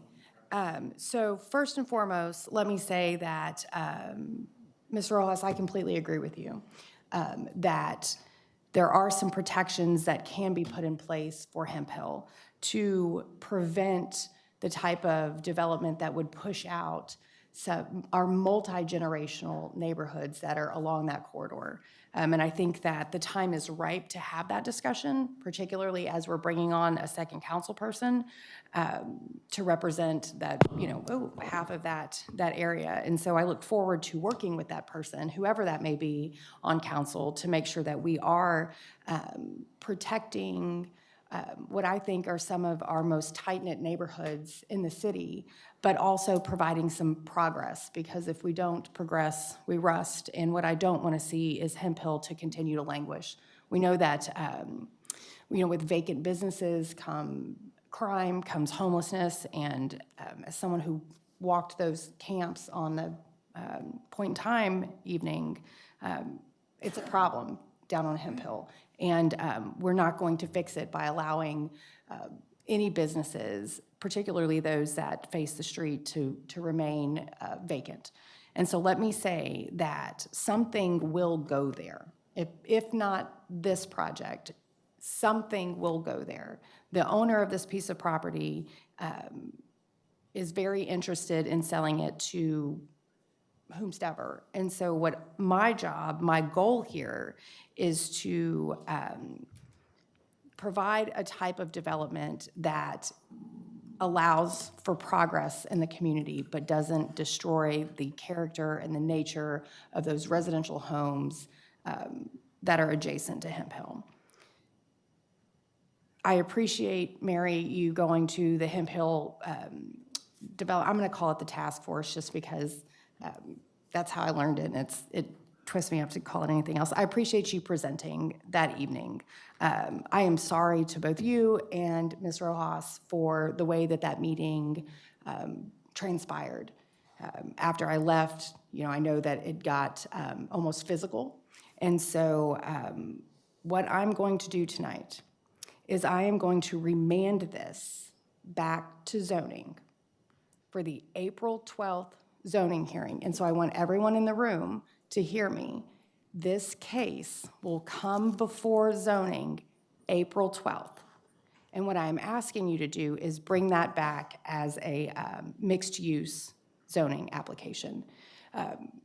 I'm asking you to work with the neighborhood. It's my understanding that Mr. Peralta assured you that he would help facilitate 2 community meetings so that you could have that dialogue and answer the community's questions about the project.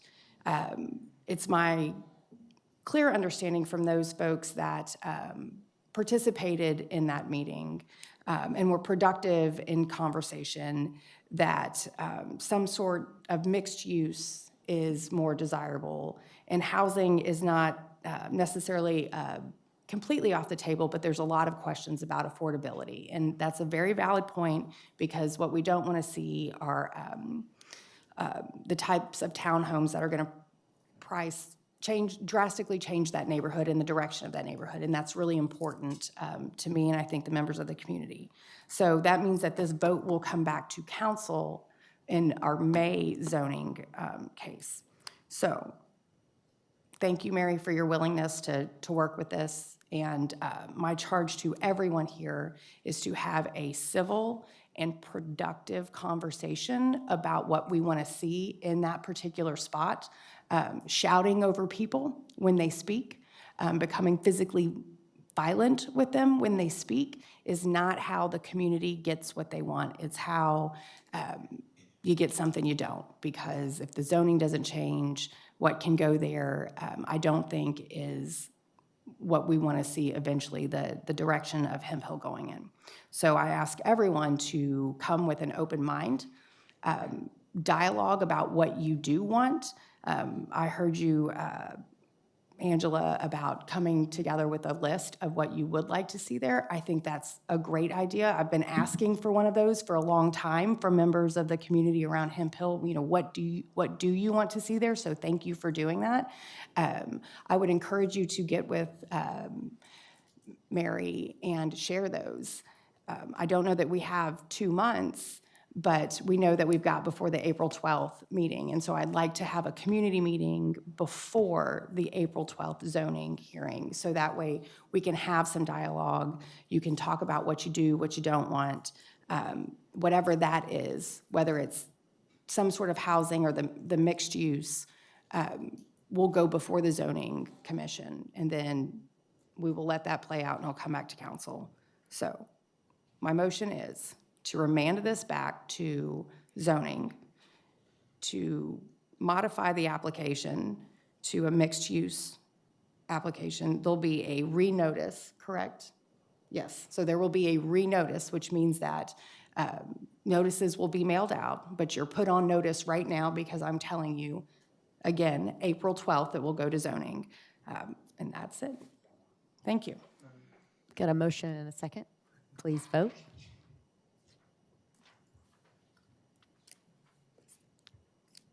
Motion carries. Next item is ZC-22-221. We have no speakers on this item. Carlos, Councilmember Flores. Move to approve. Second. Motion and a second. Please vote.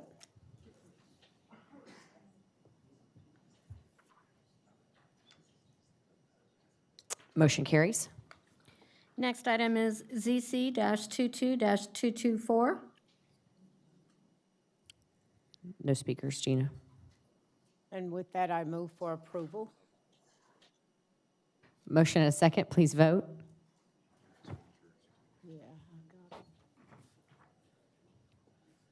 Motion carries.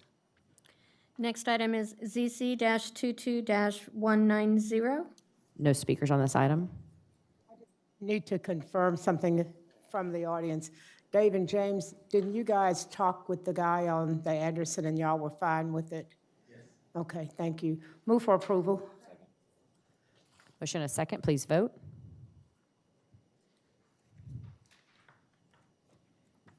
Motion carries. Next item is ZC-22-182. We have two sorry, there it goes. It was stuck. Two speakers on this item. First is Darwish Ortrock. The second is Val Meza.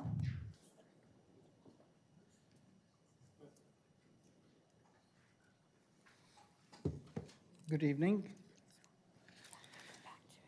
My name is Darwish Ortrock. I'm the managing partner for T-Square Investment LLC, which is the owner of the subject property. I'm here to ask for your approval for the zoning case from G to A5. We have owned this property for the last 6 years. I've been very familiar and part of ET Square for the last 25 years. I was the first one who put 12,800 square feet office building, and we occupied it for 3 years, and nothing really transpired in that area, so we ended up selling it to a church, which is still one of the few buildings in that area. Did you build the what I call it the funky kind of buildings? It's like No. Those are cool. No, the first building that we did was on T Square. I think if it was 1731 T Square, which we occupied along with our partners about 4,000 square feet, and we tried to lease the other 8,000 square feet, but we were unsuccessful. We owned the rest of the area all the way down to Handley, from that church all the way to Handley. Okay. And then we have tried to do anything and everything with it, nothing happened. So in 2003, 3 buildings, those buildings that you're speaking of, were built. Okay. And since then, nothing, zero. And we start seeing back when D.R. Horton to the east of our property got rezoned to a single family, we decided to go ahead and acquire another 7 acres. And we applied for rezoning back in 2017, which unfortunately was not approved. So we tried to work it out as business office park, anything that will just like move or change that area. Again, no success whatsoever. And we tried to sell it later on. and we were able to sell only to Mr. Peoples for 3 acres of the 6.72 acres. We did reach out to everybody that protested and opposed our zoning change back in 2017. And on October 13, I informed everybody, including Mr. Peoples, that I want to be transparent and we're going to go ahead and apply for rezone. And if anybody has any options, if they want to sit down and talk about it, please do. And I have not heard anything. That was so long ago. Your timing is perfect now. You're going to be good. And we're building homes, and your change is something that I support, so I move for approval. We do have one other speaker. Thank you. Val Meza, is Val here? Come on down, Val.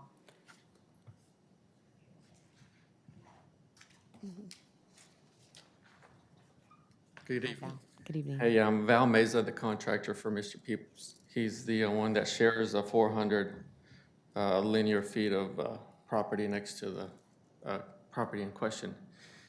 We just found out about the zoning change yesterday. He wasn't able to make it today. He's in Houston, and we just found out about the zoning change. I was out there doing a survey since we've been trying to apply for permits close to a year for 4 buildings that he has sold, or Mr. Peoples bought from the fella that just spoke. And we were going through the motions on the drainage study, the layout and whatnot. Well, we were out there surveying last Sunday. There's a sign out there, and we spoke and contacted the city secretary, told us that it was going up for ordinance or a zoning change today.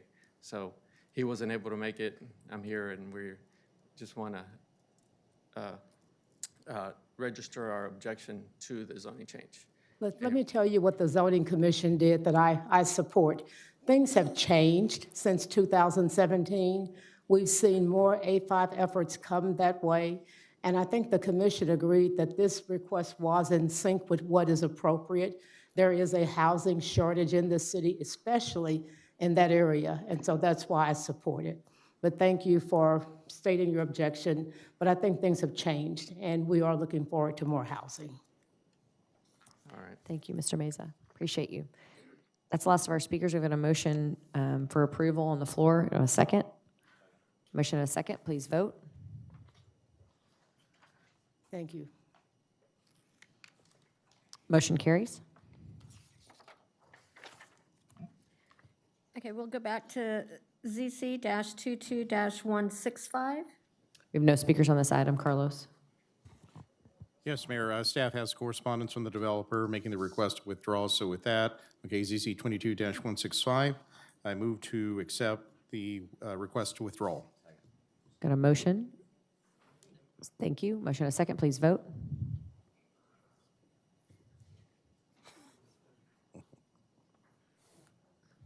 Motion carries. Next item is MNC 23-0072.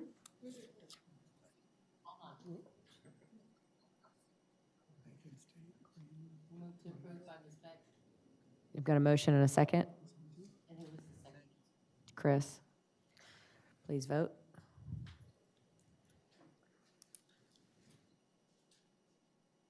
Vote, Elizabeth. Elizabeth. Motion carries.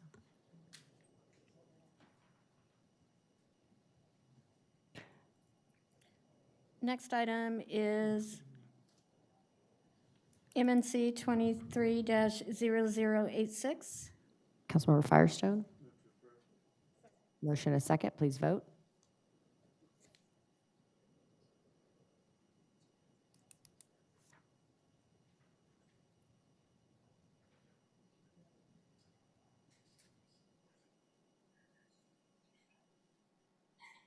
And carries.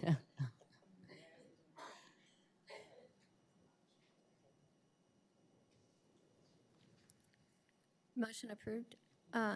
Next item is MNC 23-0094. I speak for the trees. Move to approve. Motion and a second. Please vote. Motion carries. Next item is MMC 23-0101. Motion, thank you very much. Motion and a second, please vote.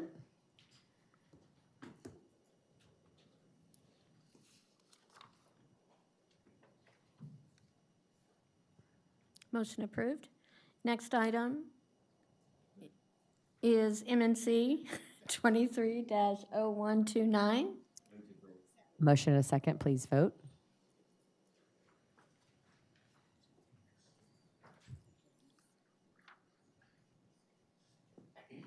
Motion carries. Next item is MNC 23-0137.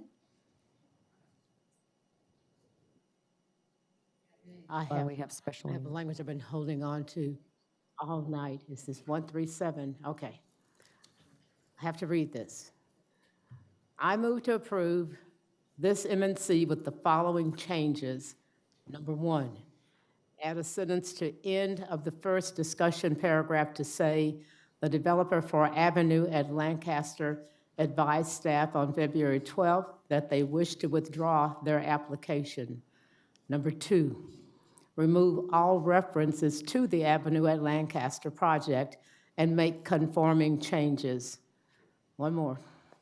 In the discussion paragraph about the Bell Station Apartments, delete the sentence about the project being tax exempt. That's my motion. Vote. So stressed over this language.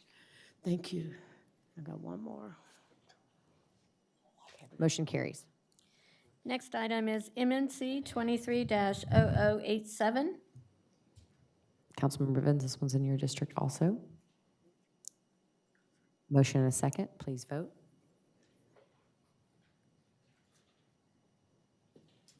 Motion carries. Next item is MNC 23-0071 with one correction to the current council district. That should be Council District 9. Councilmember Beck. Move to approve. Motion and a second, please vote.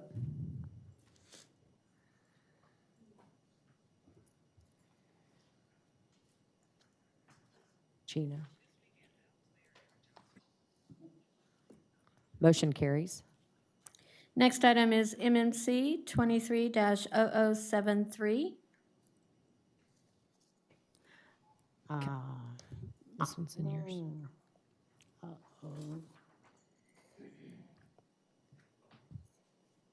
Am I supposed to say something special? Move for approval? We have to have Yeah. a Okay. statement. So I've got a motion and a second, but I've got two abstentions on the floor. Start with Michael Crane. Sure. Mayor and council, I need to recuse myself from this vote due to my wife's employment at the wonderful nonprofit Child Care Associates. And Councilmember Williams. I'll be recusing myself from this item due to my current employer, the Tarrant Area Food Bank. Won't be participating, and I have Okay, paperwork on file. Move for approval. Motion and a does Crane. second. Please vote. Second. Chris. Chris. That's why I had red ink. You too. That it? Yes. We're done? There we go. Motion carries. We'll fix it. Okay, next item is MMC 23-0125. Second. Motion and a second, please vote. You got me. Motion on the stop six project. Motion carries. Mayor, I believe that concludes all of the items. Yes, happy Valentine's Day. Meeting adjourned.